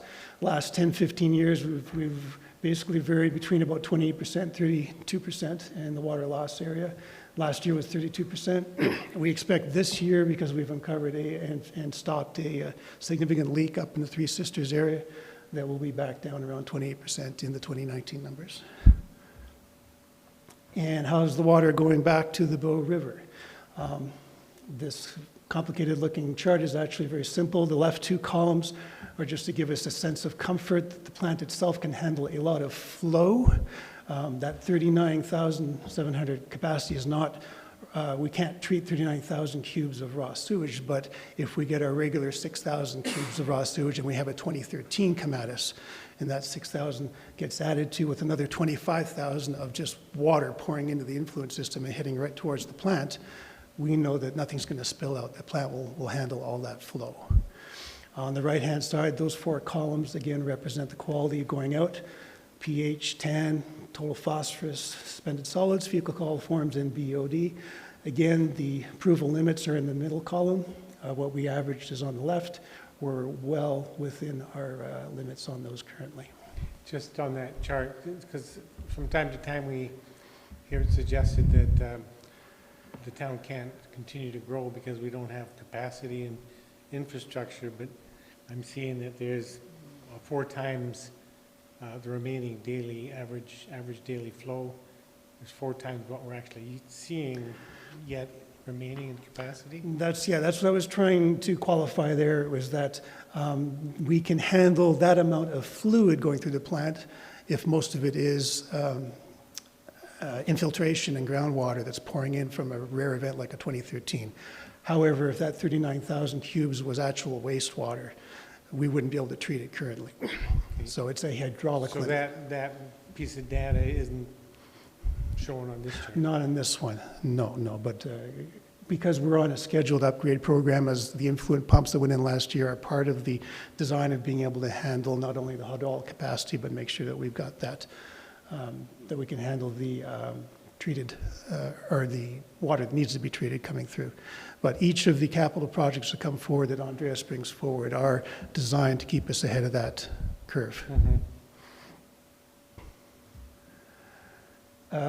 Again, we've performed over 7,000 tests every year, just on water and wastewater, and on the water side, we're analyzing more than 75 parameters.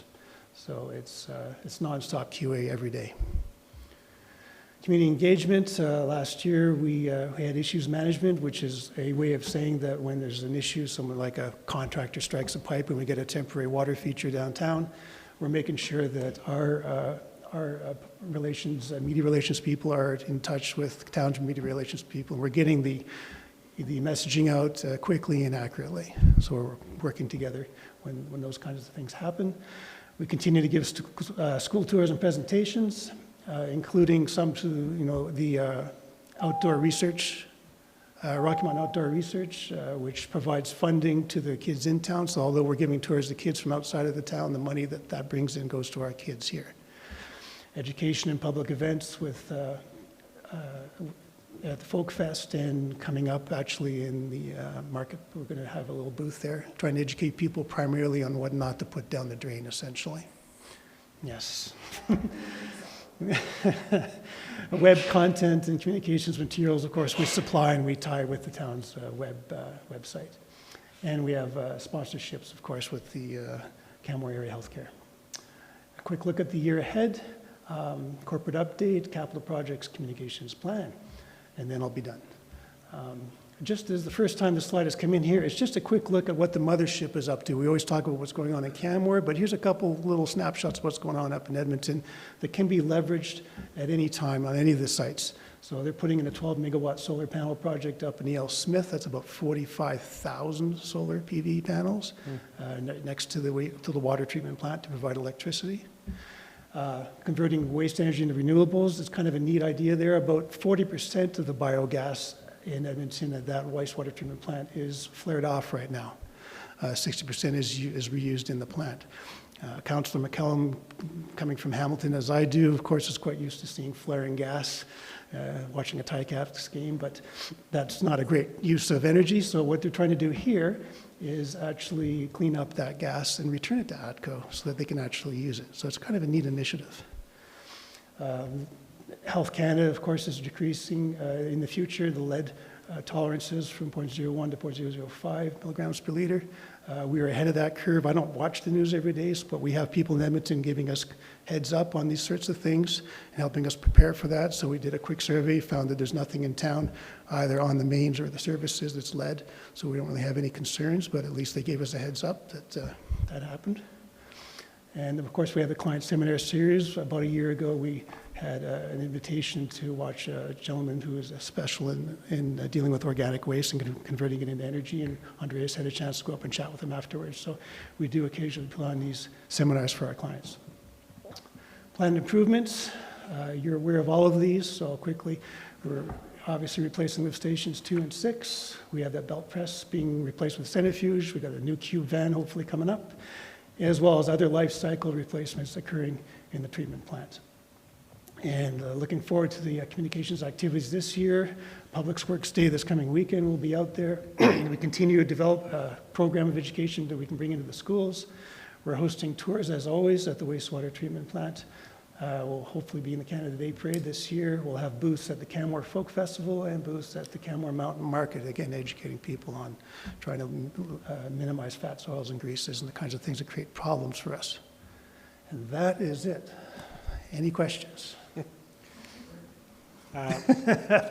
Question, will you be spraying people in the Canada Day Parade? No, okay. No, we won't. No, we've been advised not to, although the quality of the water would be very good. I haven't thought of a question given the presentation. I was trying to keep it under 10. Yeah, well, that's great. Are there any questions at all? Councillor Sanford. Thank you, Your Worship. Thank you for your presentation. In your report that I have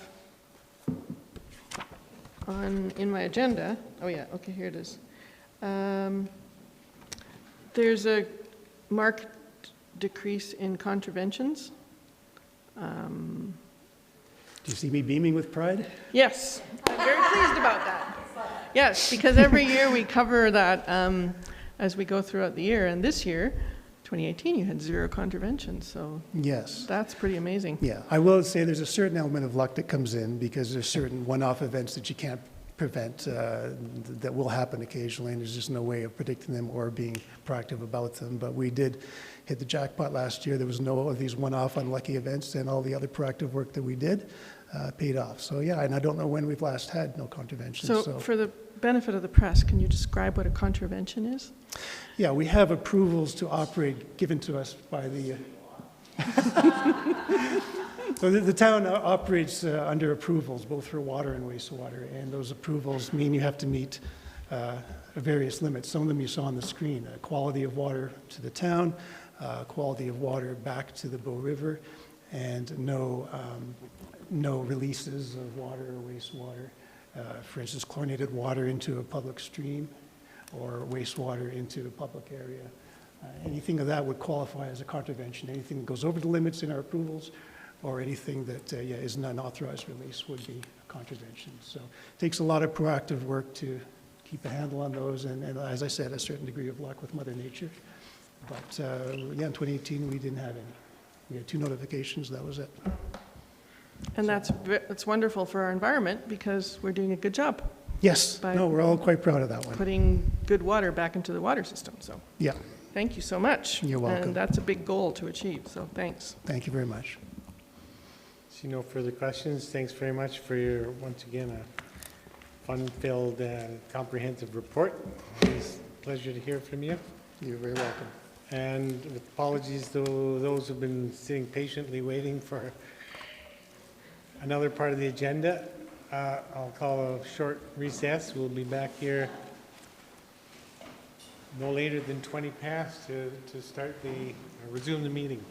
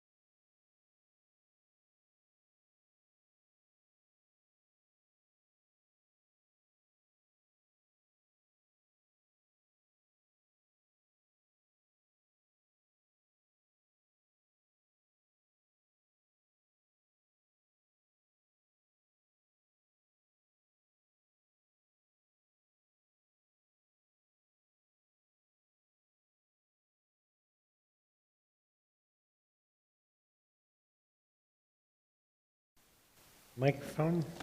Call the Committee of the Whole back to order. And we're looking to the minutes of the Committee of the Whole for Tuesday, April 16th. Are there any errors or omissions? See none, I'll move that they be adopted as presented. Those in favor, opposed. We're moving on to item D1, finally. Cultural Master Plan Community Engagement Findings Report. Ms. Bartolome. Thank you. Good afternoon, Your Worship, members of Council. I'm here today with Annalie Adair from the Cultural Master Plan Consultant Team, A. Adair and Associates, and we're here today to update Council on what we heard from the community engagement phase of the Cultural Master Plan project and to outline the next steps. In the creation of the Cultural Master Plan, the consultant proposed an in-depth process of community listening and investigation to ensure diverse ideas and perspectives are considered as part of the master plan. It was their goal to create a plan with the people rather than for the people. The What We Heard report presents a synthesis of qualitative and quantitative research based on the opinions and perceptions of all the participants. The What We Heard report is a compilation of the consultant's work in the community engagement phase of the plan development to date and outlines the results of that data, of the data gathered during that time. So we're coming to you today to show you the findings report. We're going to the community tonight and tomorrow. So at the Union Hall from 7 till 9 tonight, and at the Union Hall again tomorrow from 11:30 till 1:30 to present this report and to tell people, this is what we heard, is this what you said? Did we miss anything? And then to go through those things and to prioritize those things so that we can help them help create the plan. It'll be a community-driven plan. Throughout the community engagement phase of this project, it was key that a broad sector of the community was consulted. Faith, health, human services, municipal government, arts and heritage, recreation and culture, multicultural and Indigenous communities, and education. They represented a range of ages and areas of interest, and it was a real intentional effort that was made to ensure that all the diverse voices were heard. We did a community survey, and we didn't just do this, put it up online and leave it, because we know the usual suspects will just go up and answer the online survey. We took that survey on tablets out to community events, from Winter Carnival to Arts Place. We went to the Cyan Pasta Dinner. We went to Food with Friends on a Monday night. 350 some people were fed that night. It was incredible. Couldn't get over it. Yeah, so you really were out there trying to make sure that we were not hearing just from the usual suspects. We started off on February 11th in the community with an origin story. We brought together the cultural community and said, what's the origin of culture in Canmore? What did it look like? What was the foundation? What were the building blocks that got us to where we are today? As well as the origin story, the consultant team conducted 28 one-on-one interviews. We did roundtables with a number of stakeholders, including performing arts, visual and literary arts, funders, arts organizations, recreation and sport, business and tourism, educators, service organizations, and community groups. We did talking circles in Morley and in Canmore, and we had an event that we called Under the Radar, trying to reach the 18 to 35-year-olds, and we did it at the Wildlife Distillery. And while we were part of that engagement was done on Mentimeter, which is an interactive presentation system used to poll the attendees by using their cell phones. So we had really good response there. So I'm going to turn it over to Annalie Adair, and she's going to deliver the findings report. Annalie? Thanks for being here, and welcome back. Thank you. Thanks very much for taking the time. I'll try and keep it within the time limit. I wanted to say as well that we put this report as phase 1 because we really feel that the community engagement has many phases to it during the plan development and probably during the plan implementation. So we operate under an iterative process, so that this is actually an iterative process in which we will say that these are the findings so far and what we've heard so far. We will hear more tonight. We will hear more tomorrow.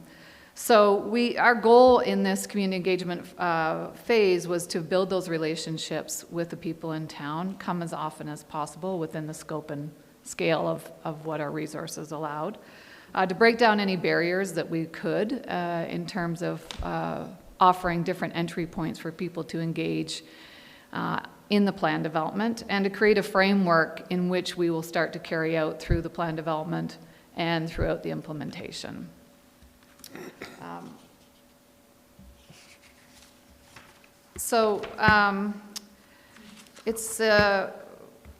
There was a long discussion over the meaning of culture and the definition of culture. I put this up because this came from one of these roundtables. I think it does capture primarily this breadth of the definition.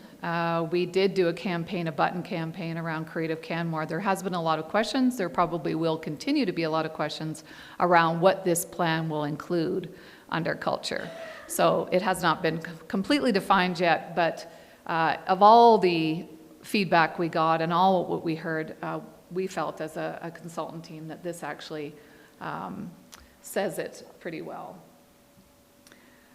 We're lucky enough to have a very broad-based advisory group, both internal with staff and external community members that were nominated and accepted by you as council.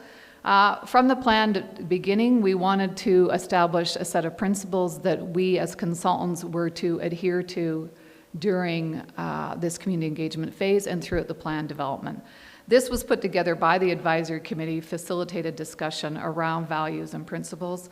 And I think from what you're seeing in terms of what we heard, it is quite aligned with how it turned out in the end. But those principles are important for us as a consultant team to have that direction from your advisory group that you so kindly established. As Chris sort of mentioned, we did, these are the tools, tactics, and activities we undertook. And the feedback from those, and this is always the sticky part, is doing the analysis, but from a perspective of an overview, there's been significant growth since 2003 in the cultural community, in the sector, certainly since the last plan or your first plan in 2003. It's a very cultural supportive community. It's a lot of the work is done with a volunteer base and thousands of hours of volunteer time. We discussed a lot, both in the interviews, the roundtables, and the advisory group and with staff, this concept of mountain culture and what does that mean. What we came away with from what we heard was that the youth voice is very important and will be important going forward because it is a 10-year plan, and those youth will be at the crux of this plan. There's a strong consensus around equity and inclusion. What that means exactly is it varies according to who was consulted.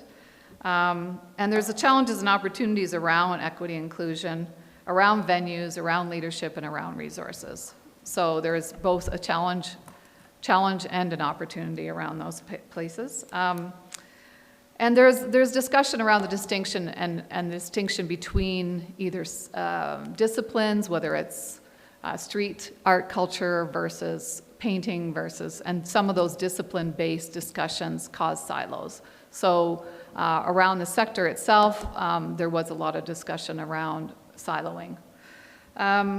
And there was discussion around greater investment by the town and greater investment by the community in this growing sector in Canmore.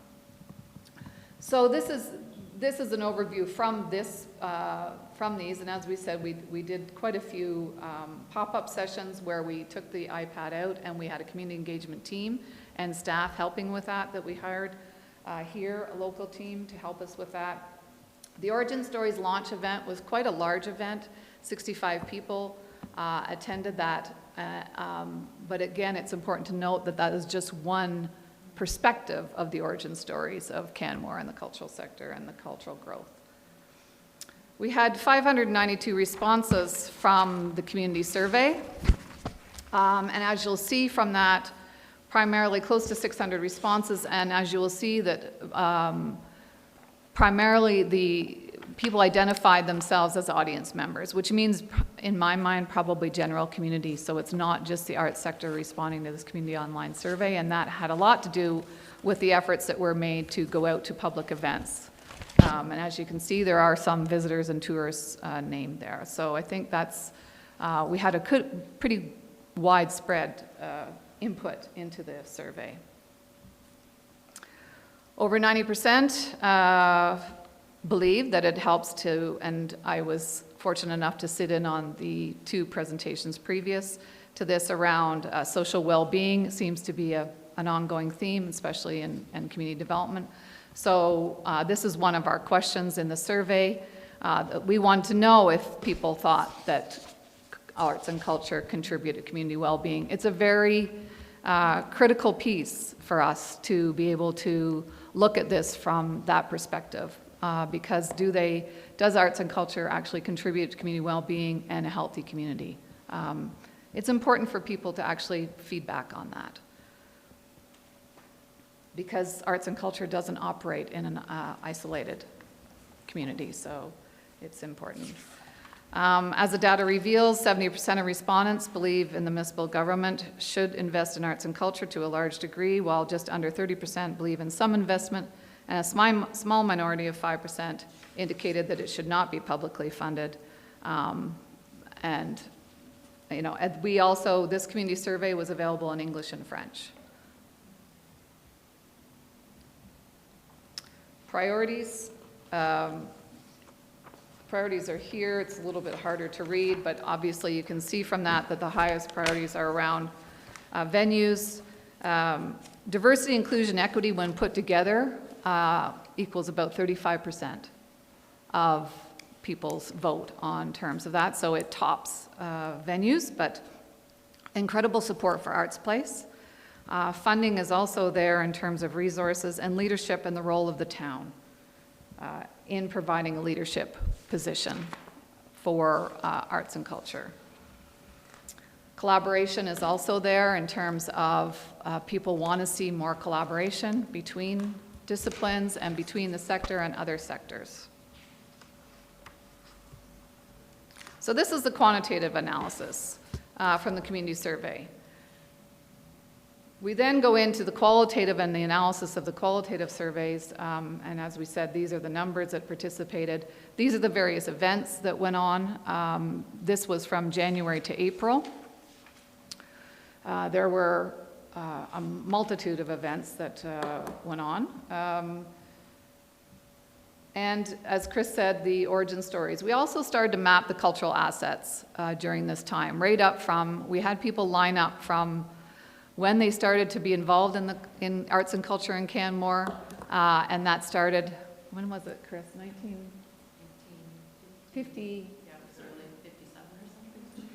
Yeah, we had a line, actually physical line of people. I had them line up physically of when they were involved, and it went from 1953 to 2019. So you had a very good mix at this origin stories and what were the key milestones and watershed moments in Canmore. And this was in a sense, for our benefit as consultants, and also just to get people talking. People really needed to talk about what has gone on, and so our whole point in doing this was to see we can't move forward until we look from where we've come from and how much has gone on here and what the growth has been.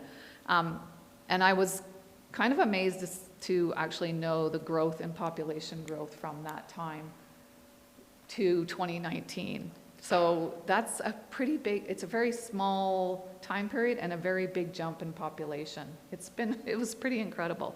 So this was a real sharing. It was quite a wild night.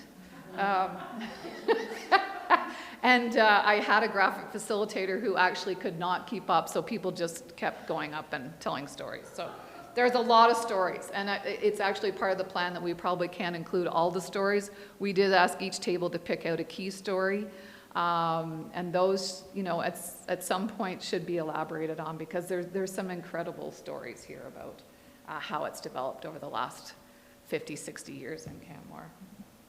So we learned a lot through this, and to get people talking. On the other hand, as Chris said, we did a special a night at the distillery. That was fun. Did you go? Fun to do. Yeah. So we did it through cell phones, where it was anonymous, and everyone there, we asked these questions, and because it was anonymous and because it was on cell phones, they were much more willing to say what they really thought. So we For the evaluation consultant on my team, she wished we would have asked the questions specific to every group. This one, we varied it a bit. So she had some analysis that she had to do, but other than that. So that was a great night for us too, because it was a very different perspective. Very different perspective. And basically, there's a little bit of hesitation in this group. What was interesting was that they were really interested in working with some of the senior artists and cultural creators in town, and they wanted to have this mix between the generations. So this intergenerational learning, I think, is something that we're going to pick up on tonight and tomorrow, possibly. I'm hoping that they attend.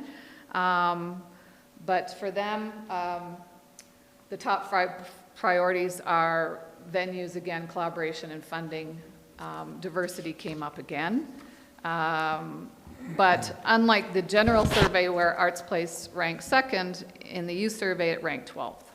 And the general survey, the question was codified to come up with the priorities, and then we asked the young people to rank them.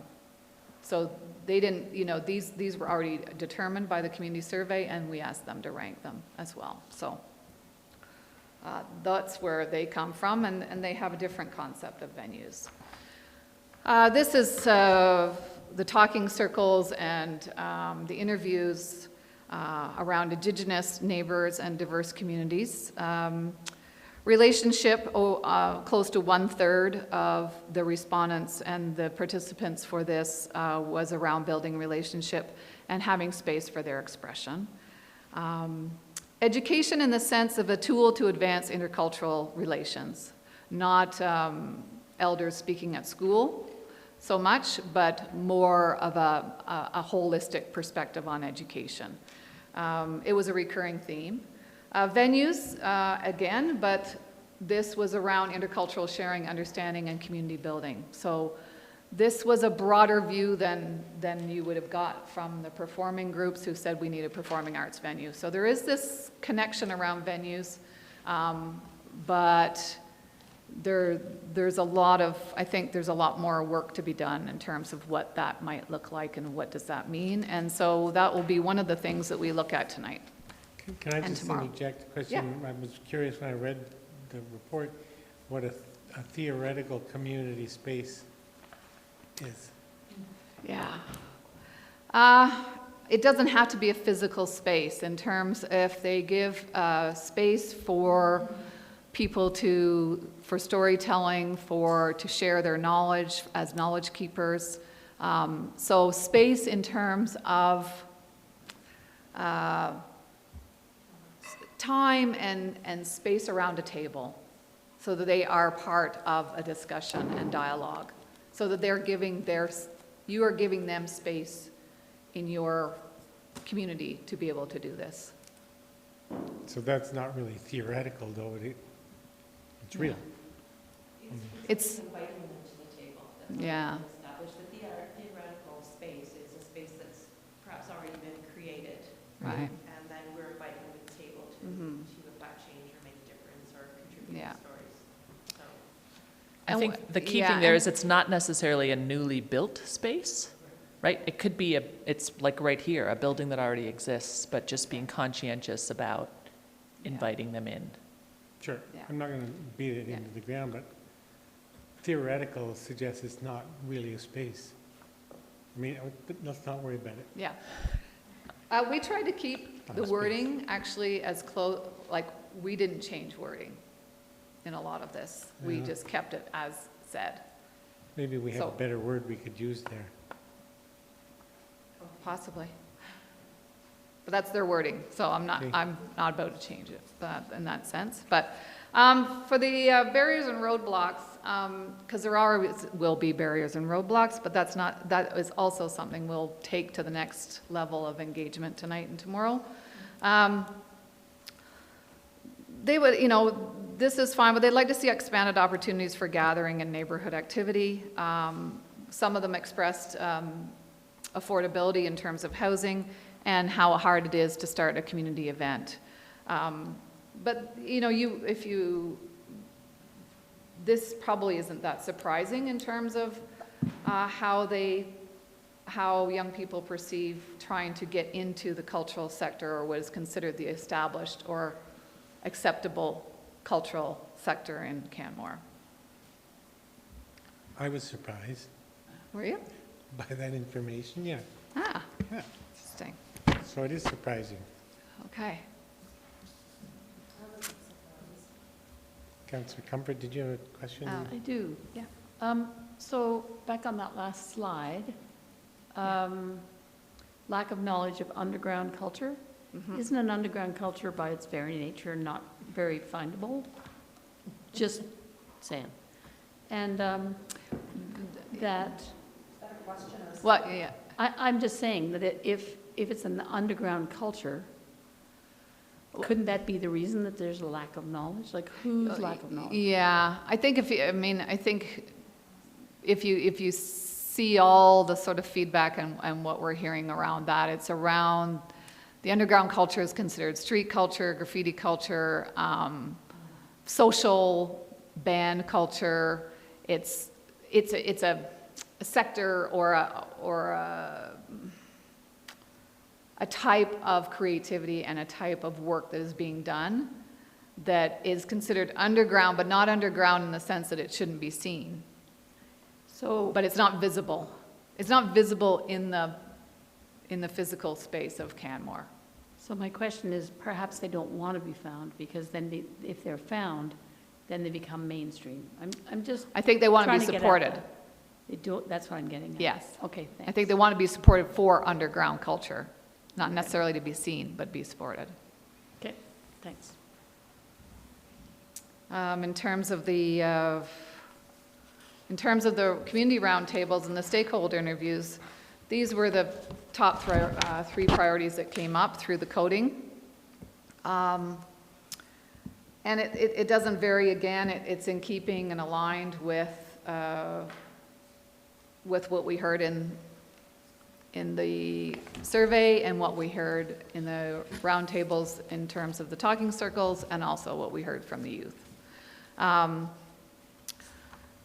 But I will say the intersection is around this piece around not pitting sports against arts. There's more intersection between sectors. Yeah, that's what the discussion was around this. Barriers and roadblocks that were identified. There was consistent messaging around that on the one-on-one conversations and the talking circles, that people would like to be able to share their history and language, and the connection to the Stoney Nakoda is not visible. They don't see themselves involved in arts and culture programming in Canmore. And the second most frequent theme that came up is that there might be some inherent community bias or low understanding of the community that exists outside of settler community, or not really aware of the newcomer community.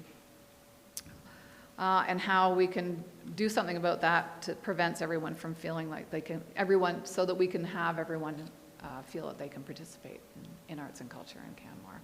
And hopefully that's a lens, and hopefully that's a way in which we can broaden the sense of belonging.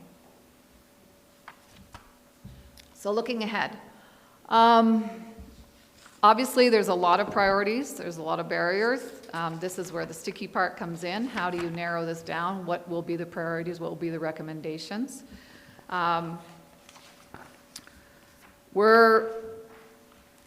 As a consultant team, we don't tend to predict or recommend. We try to help people determine the strategy and co-create the strategies and actions that they feel would best accommodate the plan going forward. We will address the current state and go to future state. And how do we navigate that environment, and how do we navigate this plan so that it is a living document, but it has some clear directions. We will be tonight and tomorrow looking at doing an exercise called ideation. It comes from design thinking, human-centered design thinking theory.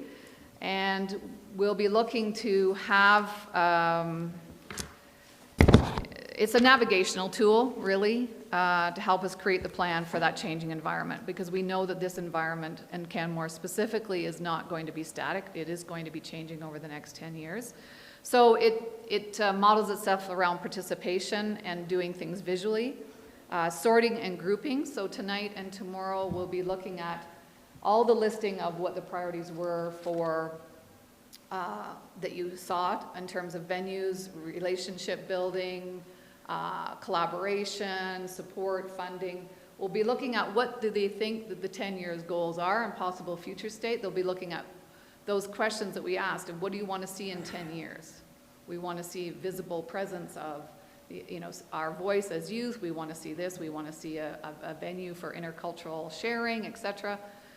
What we will do tonight is we will actually have people, we have a lot of the ideas and a lot of the statements. I'm actually physically cutting those out. We're going to put them on tables, all those sentences and all those phrases with sticky notes, and we're going to ask for their ideas, doing it solo, in pairs, as a table, and then we're going to actually cluster those in terms of those priorities. We will take that with us when we go, but that's tonight, and tomorrow we'll actually be having people design actions and strategies. Here we are, here's where you want to go, this is what you said, any more ideas, and how are we going to cluster those together to actually make it and reduce the number of priorities and actually plan and strategize how we're going to get there, and actually how are we going to deal with the roadblocks and the barriers that exist. So that's going to be a wild night. Anybody would like to come, that would be great. Tomorrow, yeah. So, and that's it. Great, so that I think speaks to the question, one of the questions I had, which is how do you take the information that you've heard and then create or inform a master plan? Right. It's hard for me looking through this report, what we heard, to see how this is going to become a master plan that will actually direct action. Exactly. So this is the beginning of that. It won't be the end of that. But the idea is to do this, and then we will, because we use an iterative process, we'll do our secondary data collection in terms of our research around those particular priorities, so that we aren't researching everything that everyone said.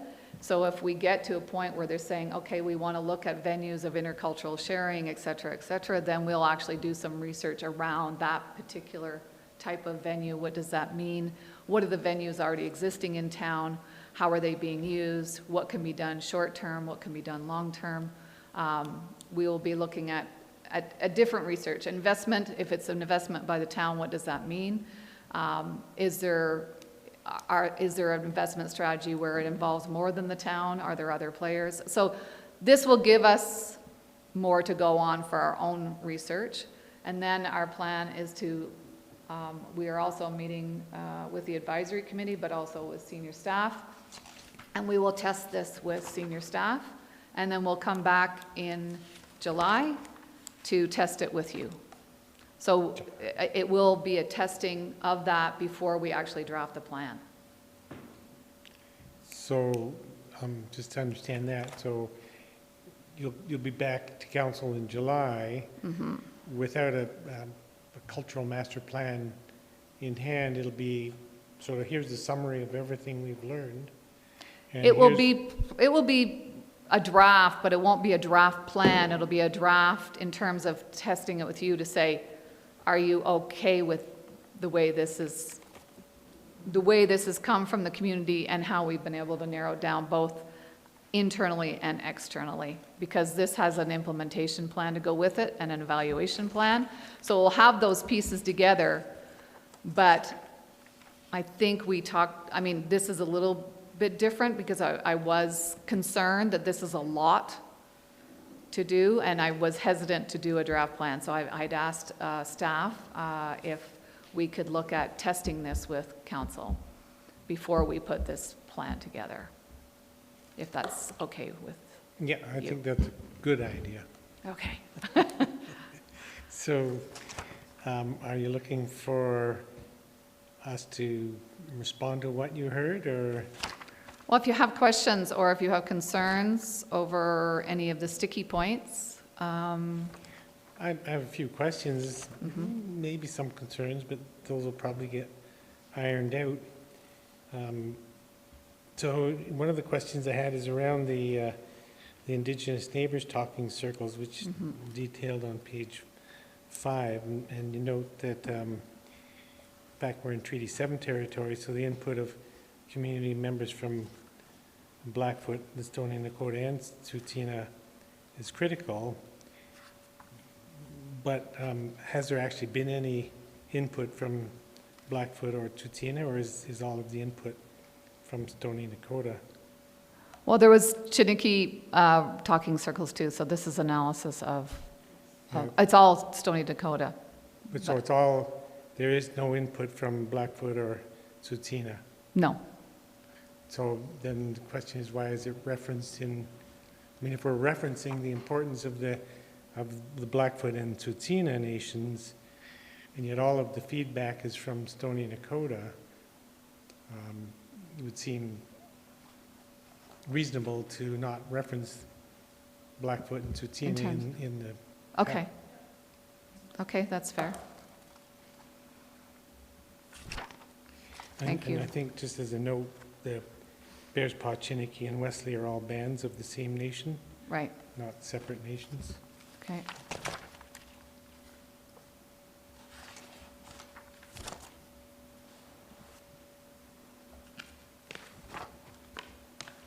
Thank you.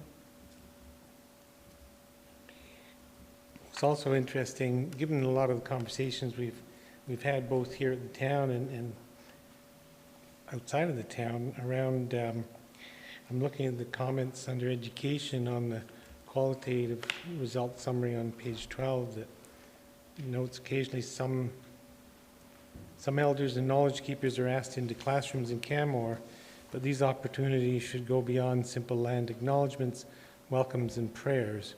Currently, they are viewed as tokenistic and are a political checkbox response. I'm interested in seeing that because it's how I feel about those, you know, stand up and acknowledge that we're on Treaty 7 land. Does feel like just a checkbox sort of a thing. Mm-hmm. So it's interesting to see that that's coming from the elders and knowledge keepers directly. Is that correct? Yes, it is. Councillor McCallum? Sorry, Your Worship, I read that a little bit differently. I read that as a standalone and the only thing you do is being ticking off a box. But when you're doing that in cooperation with other actions and other relationship building, that it seems less like checking a box and more part of a fulsome, organic response to reconciliation. I'm just asking the question. No, and I guess I think that you're seeing the answer as being a confirmation of what you think it to be, whereas I see it more of a component of a larger discussion. So that was really the question. Is from the elders and knowledge keepers, was there feedback or input that those opportunities are tokenistic or standalone opportunities, right?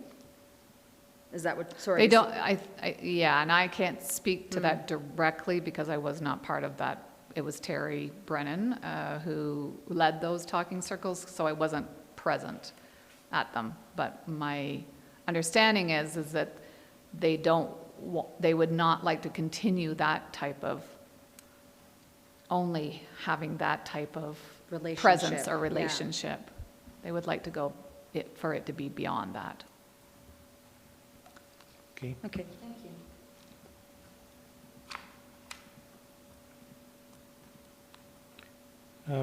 And on the page 13, you refer to responses from the newcomer population. Is that literally new Canadians or just newcomers to Canmore? New Canadians in Canmore that were in attendance only, right? Because this is only who was participating in that. And we didn't have a large participation primarily just of newcomer, even though we reached out. It was the timing, or they were also doing their immigration strategy at the same time, so there was a lot of fatigue for participating in. So hopefully we've represented that properly. Great, thanks. Any other questions? Push a button and I'll keep looking through mine. So some of the open-ended questions, it notes the result in a wide range of responses. It's on page 15. So in 10 years, if we're successful with this plan, what will change for you? And these sorts of ideas are mentioned in a few places in the report. It talks about affordable spaces and a space where people can work on their own art. Is your understanding that then that there's an expectation, if you will, that publicly funded spaces will be created for individual artists who are working as professionals? Is that kind of the expectation? Well, there's a lot of expectation around venues, and those statements, along with a whole bunch of other ones, are going to be put on the table tonight. Well, it'd be interesting to flesh that out. Because there's so much discussion around venue and what the needs are. There are needs for all of it. There are needs for performance space. There are needs for individual artist studios.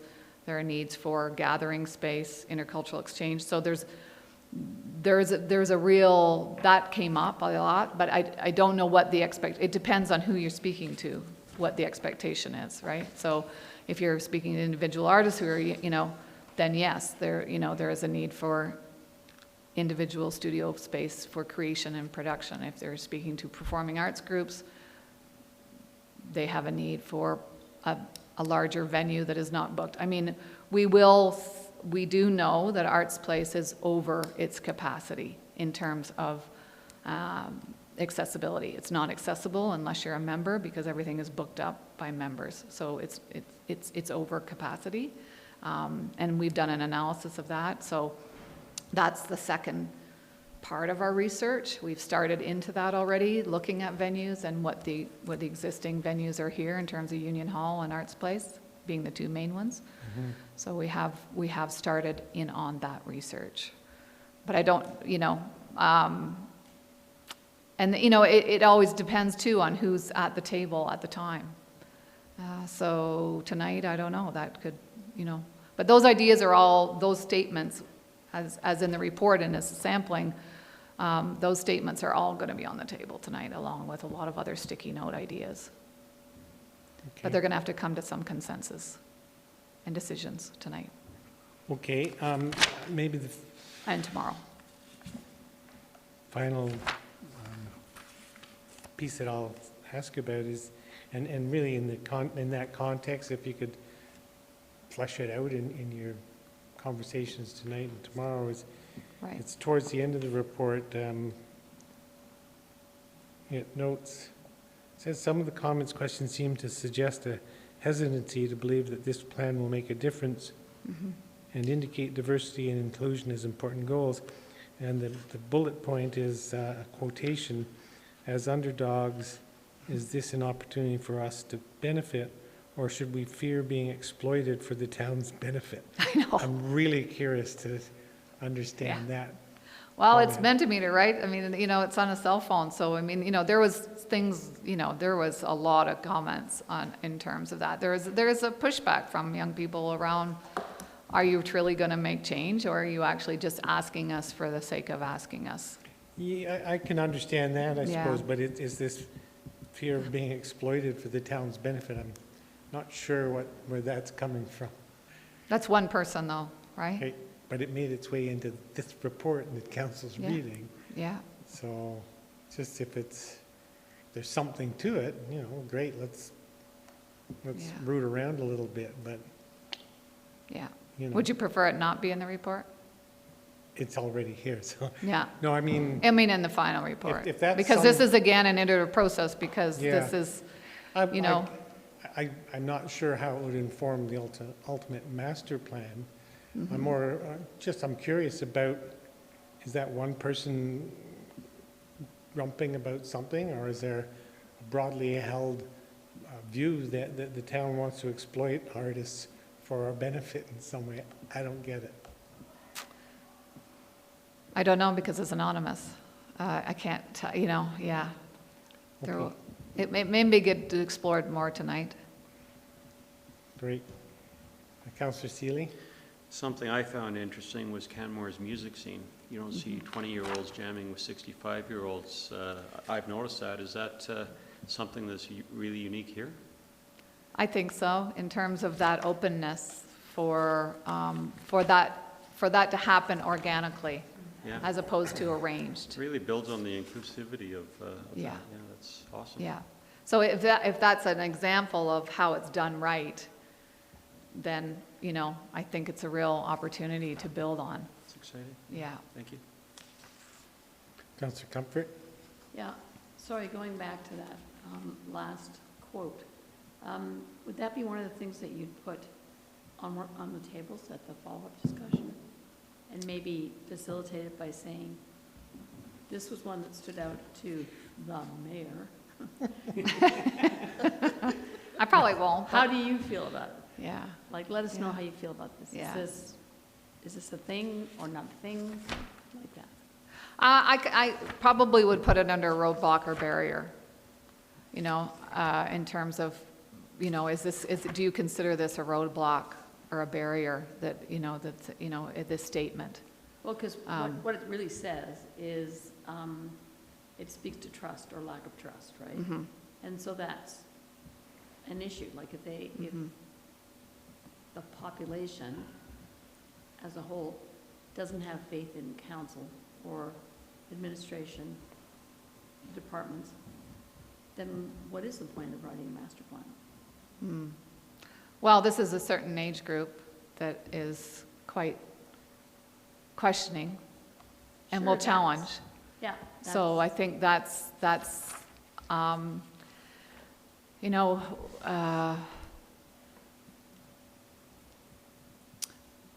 I think this phase of the plan is it's been you know, raised some challenging issues that need to get addressed further and fleshed out further over the next couple of days. Because it's one thing to state that, it's another thing to actually have people create solutions for it.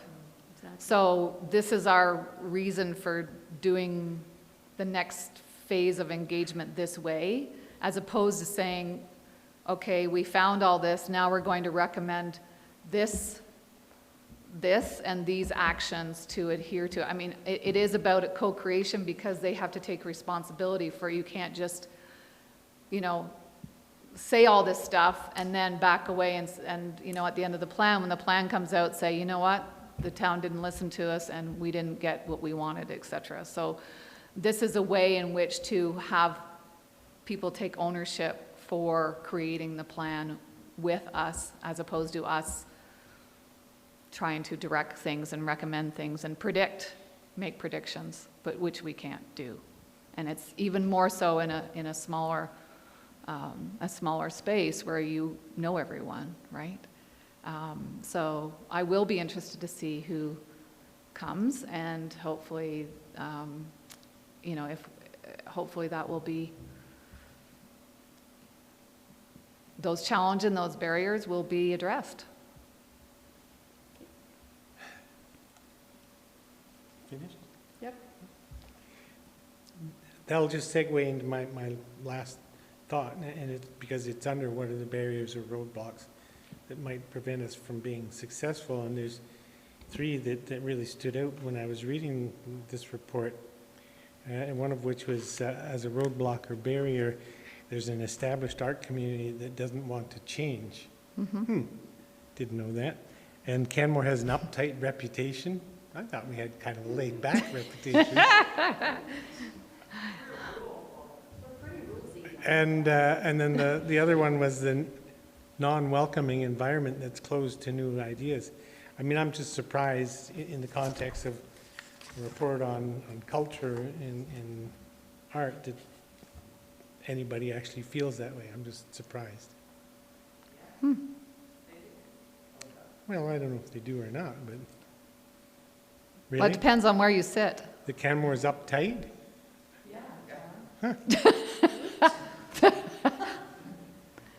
It depends on where your perspective is. Everyone has a different lens, right? Uh-huh. So what is your perception is not someone else's perception.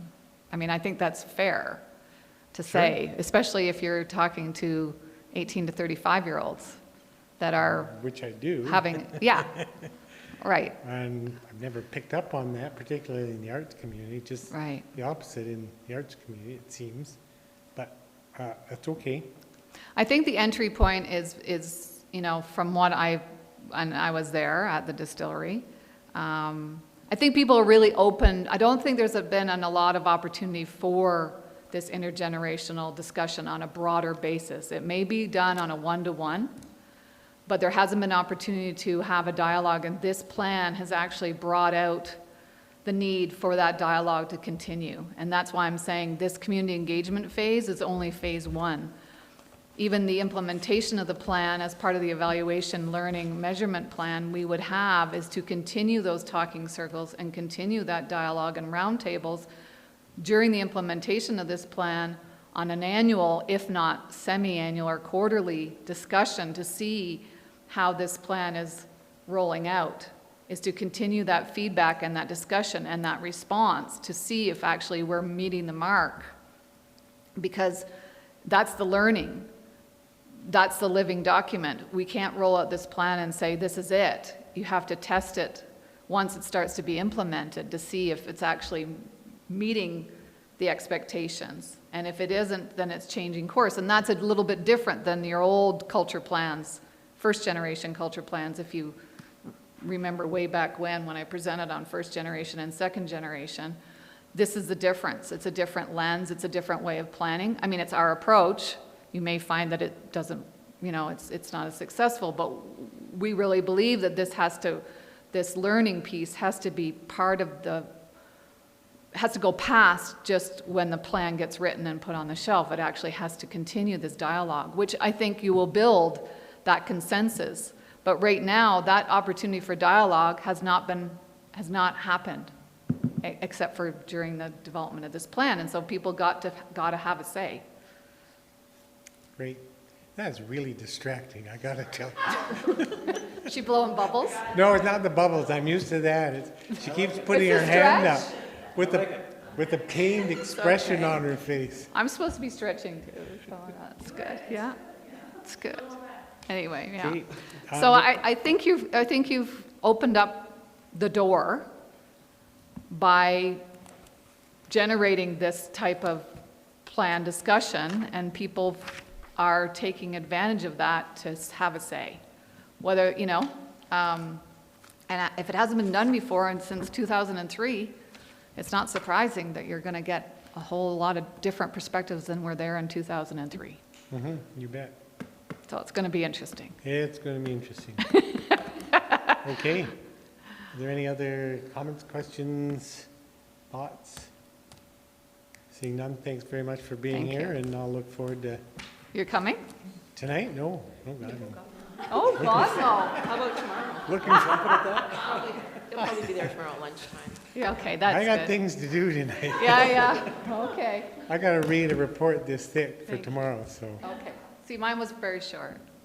It was great. It was Thank you short very much. report. Excellent. Tell me all about it later. Huh? No, I have a report this thick to read tomorrow. I'm just saying, you got it. Yeah. Okay, we'll move on to item E1, council updates. And as usual, we'll just go through and ask questions. I do have a note in my report, the May 15th meeting that I put in my update actually was canceled just after I filed the report. So forget that. Rocky Mountain Heritage Foundation, the meeting was rescheduled. I do have a question for Councillor Stanford around the ARB hearing regarding the parking stalls at Wind Tower. So it was referred back to Canmore's CARB after the case was appealed. Has it been to CARB, or is it? Oh, you wanted a mic? Yes, it's been to CARB. They asked for the same composite review board to sit that return of it. And I believe the decision has been filed with the appellant, with the complainant. So I was trying to confirm that with the clerk as to whether the decision was already sent out to them. So I didn't want to report it in here because I wasn't sure if they actually had it. And she doesn't necessarily put it to the public. So it's not put on our public website like the SDAB decisions are. So the complainant does have the decision, and I can talk to you about it further if you like, but it's not posted publicly. Okay, well, Okay. that brings another question to mind. It went to then. Court of Queen's Bench, and then it had to come back to CARB. Pardon me? It went to Court of Queen's Bench, and it had to come back Right. to CARB. So typically, though, decisions of ARB and CRB are public, aren't they? If the public requests them from the clerk, apparently. So this one isn't posted. The SDAB ones are posted, but ARB is not And posted. if somebody were to ask the clerk, Then they could would say, get- we can't tell you? No, the clerk would tell you. So it's by request. Okay. But I just wasn't sure if the complainant already had the Yeah, decision. no, I understand that Yeah. part of it, but post that, seems to me it could be reported publicly, but Yeah, I'm it is just public, curious. It's but been it's going not on. posted. Okay, I'll ask somebody then. Well, I can tell you later. But you can't tell me publicly. Well, just because I'm not sure if the complainant has Okay. the issue resolved, that's all. Roger that.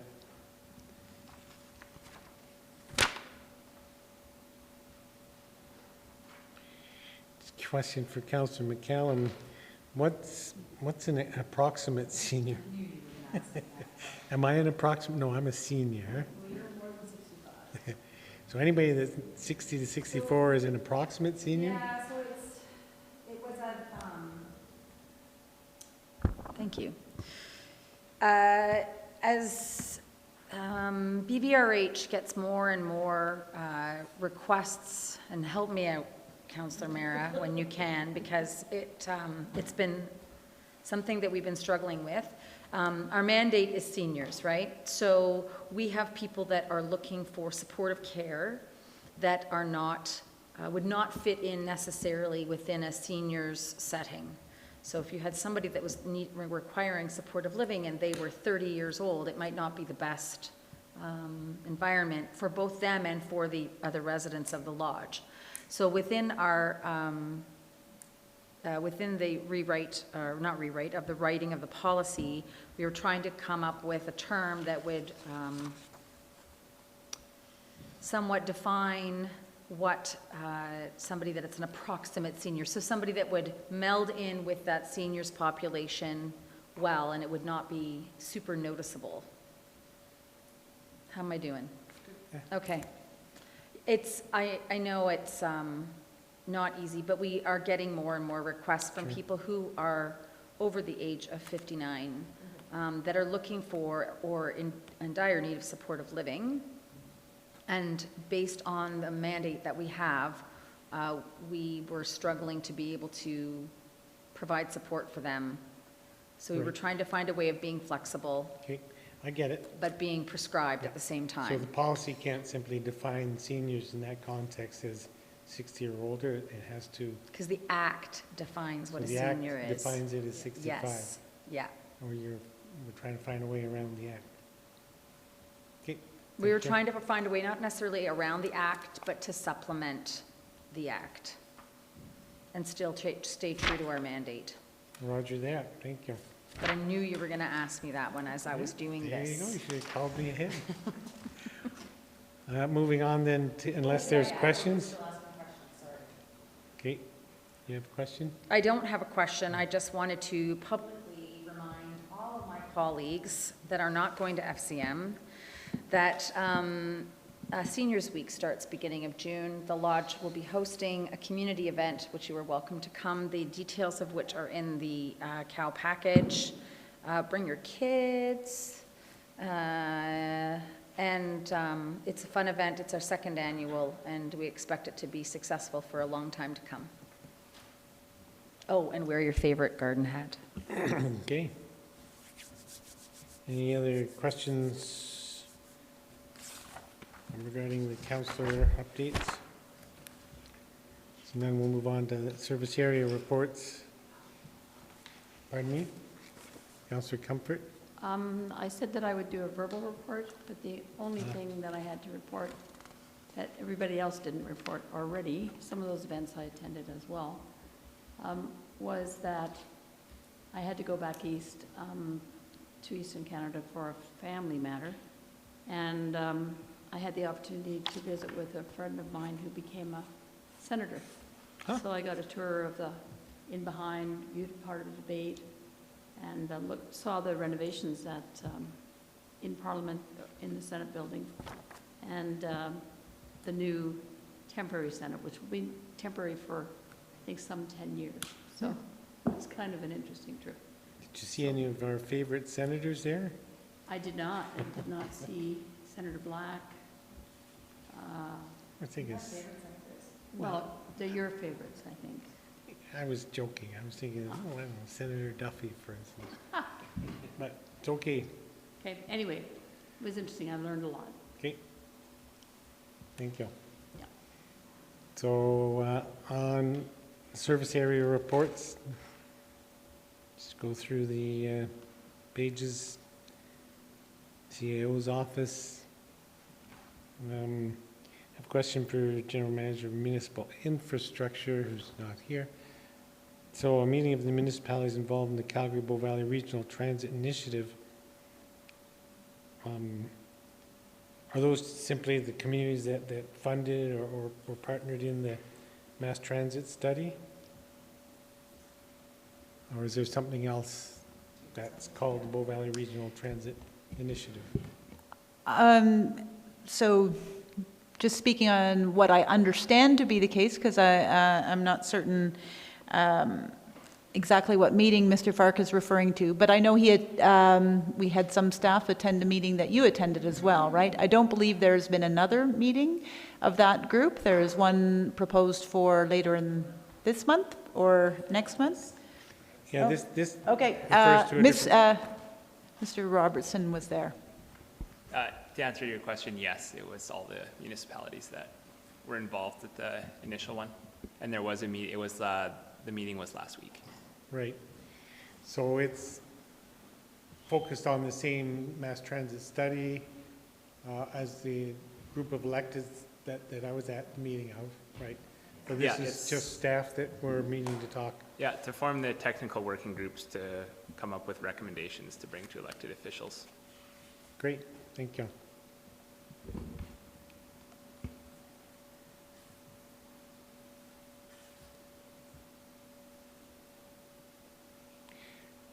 Curious also under fire rescue, second bullet notes the work continues on researching, specifying and purchasing council approved wildland urban interface fire protection equipment.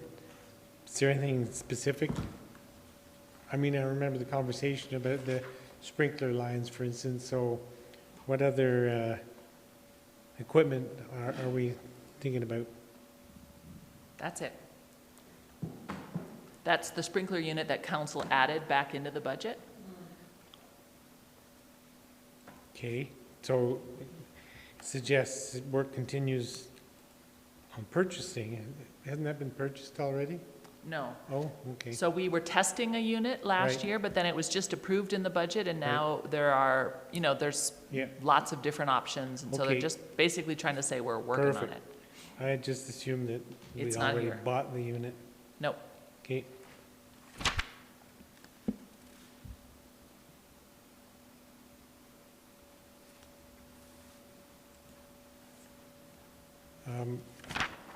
One other question is under municipal infrastructure again, planning and development. I don't know if there's a point in asking the question because Mr. Fark's not here, but revenues have been generally consistent with projections, although two major building permits have resulted in higher than anticipated year-to-date permit fees.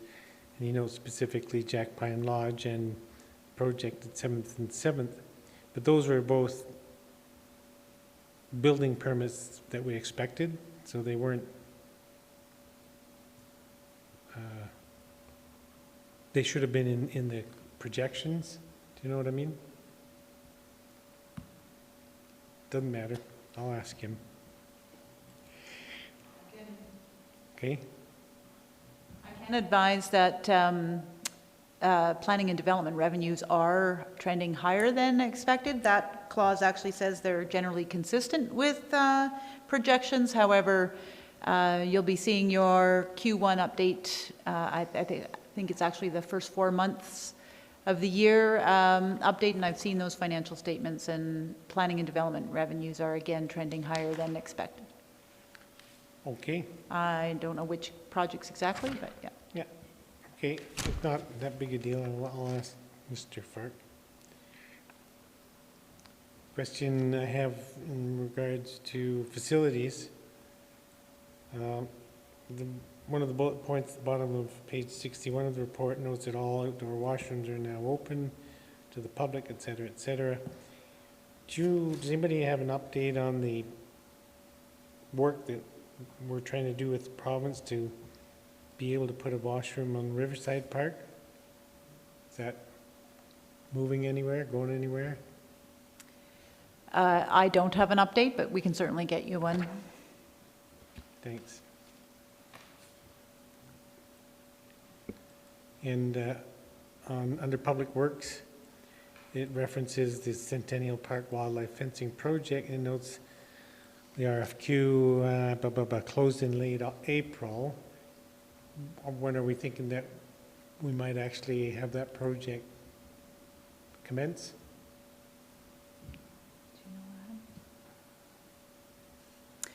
Mr. Robertson is just checking his communications. I know we're working closely with the festival event organizers and trying to determine whether that can happen prior to event season or whether it needs to wait to the fall, but I'm not sure if they've got a timeline. I believe it's the fall. Yeah, okay. Based on our communications plan, we believe it is the fall that's planned for. Okay, thanks. I don't have any other questions from service area report. Anyone? None, then moving on to the council resolution action list. Any questions, comments there? Seeing none, I just wanted to point out to the remainder of council that we had a conversation at agenda review, and it was decided that the two longest standing items on this resolution action list would be marked complete.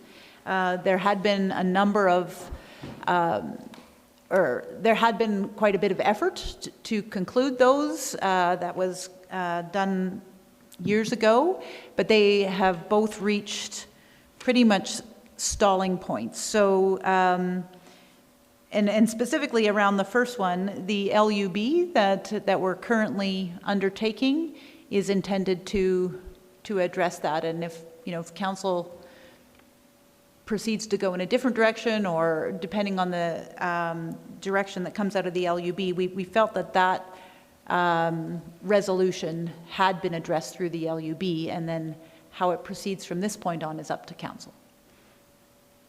So unless there's any questions, those will not be on the next resolution tracking list that you see, because they're marked complete. Councillor McCallum. Thank you, Your Worship. So, the second item with regards to Bow Valley Trail annual limits for the conversion of visitor accommodation units policy, this policy sits, I believe, within the Bow Valley Trail ARP. And so is it administration's intention that they will be rescinding that from the ARP itself?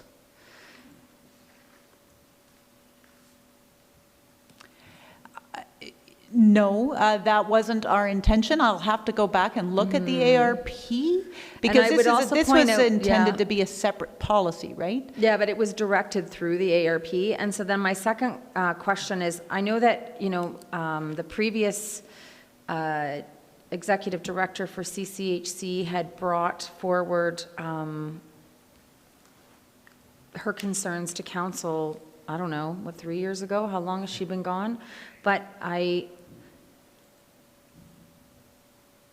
I still see value in this staying, in actually seeing this to fruition, like seeing this to the end.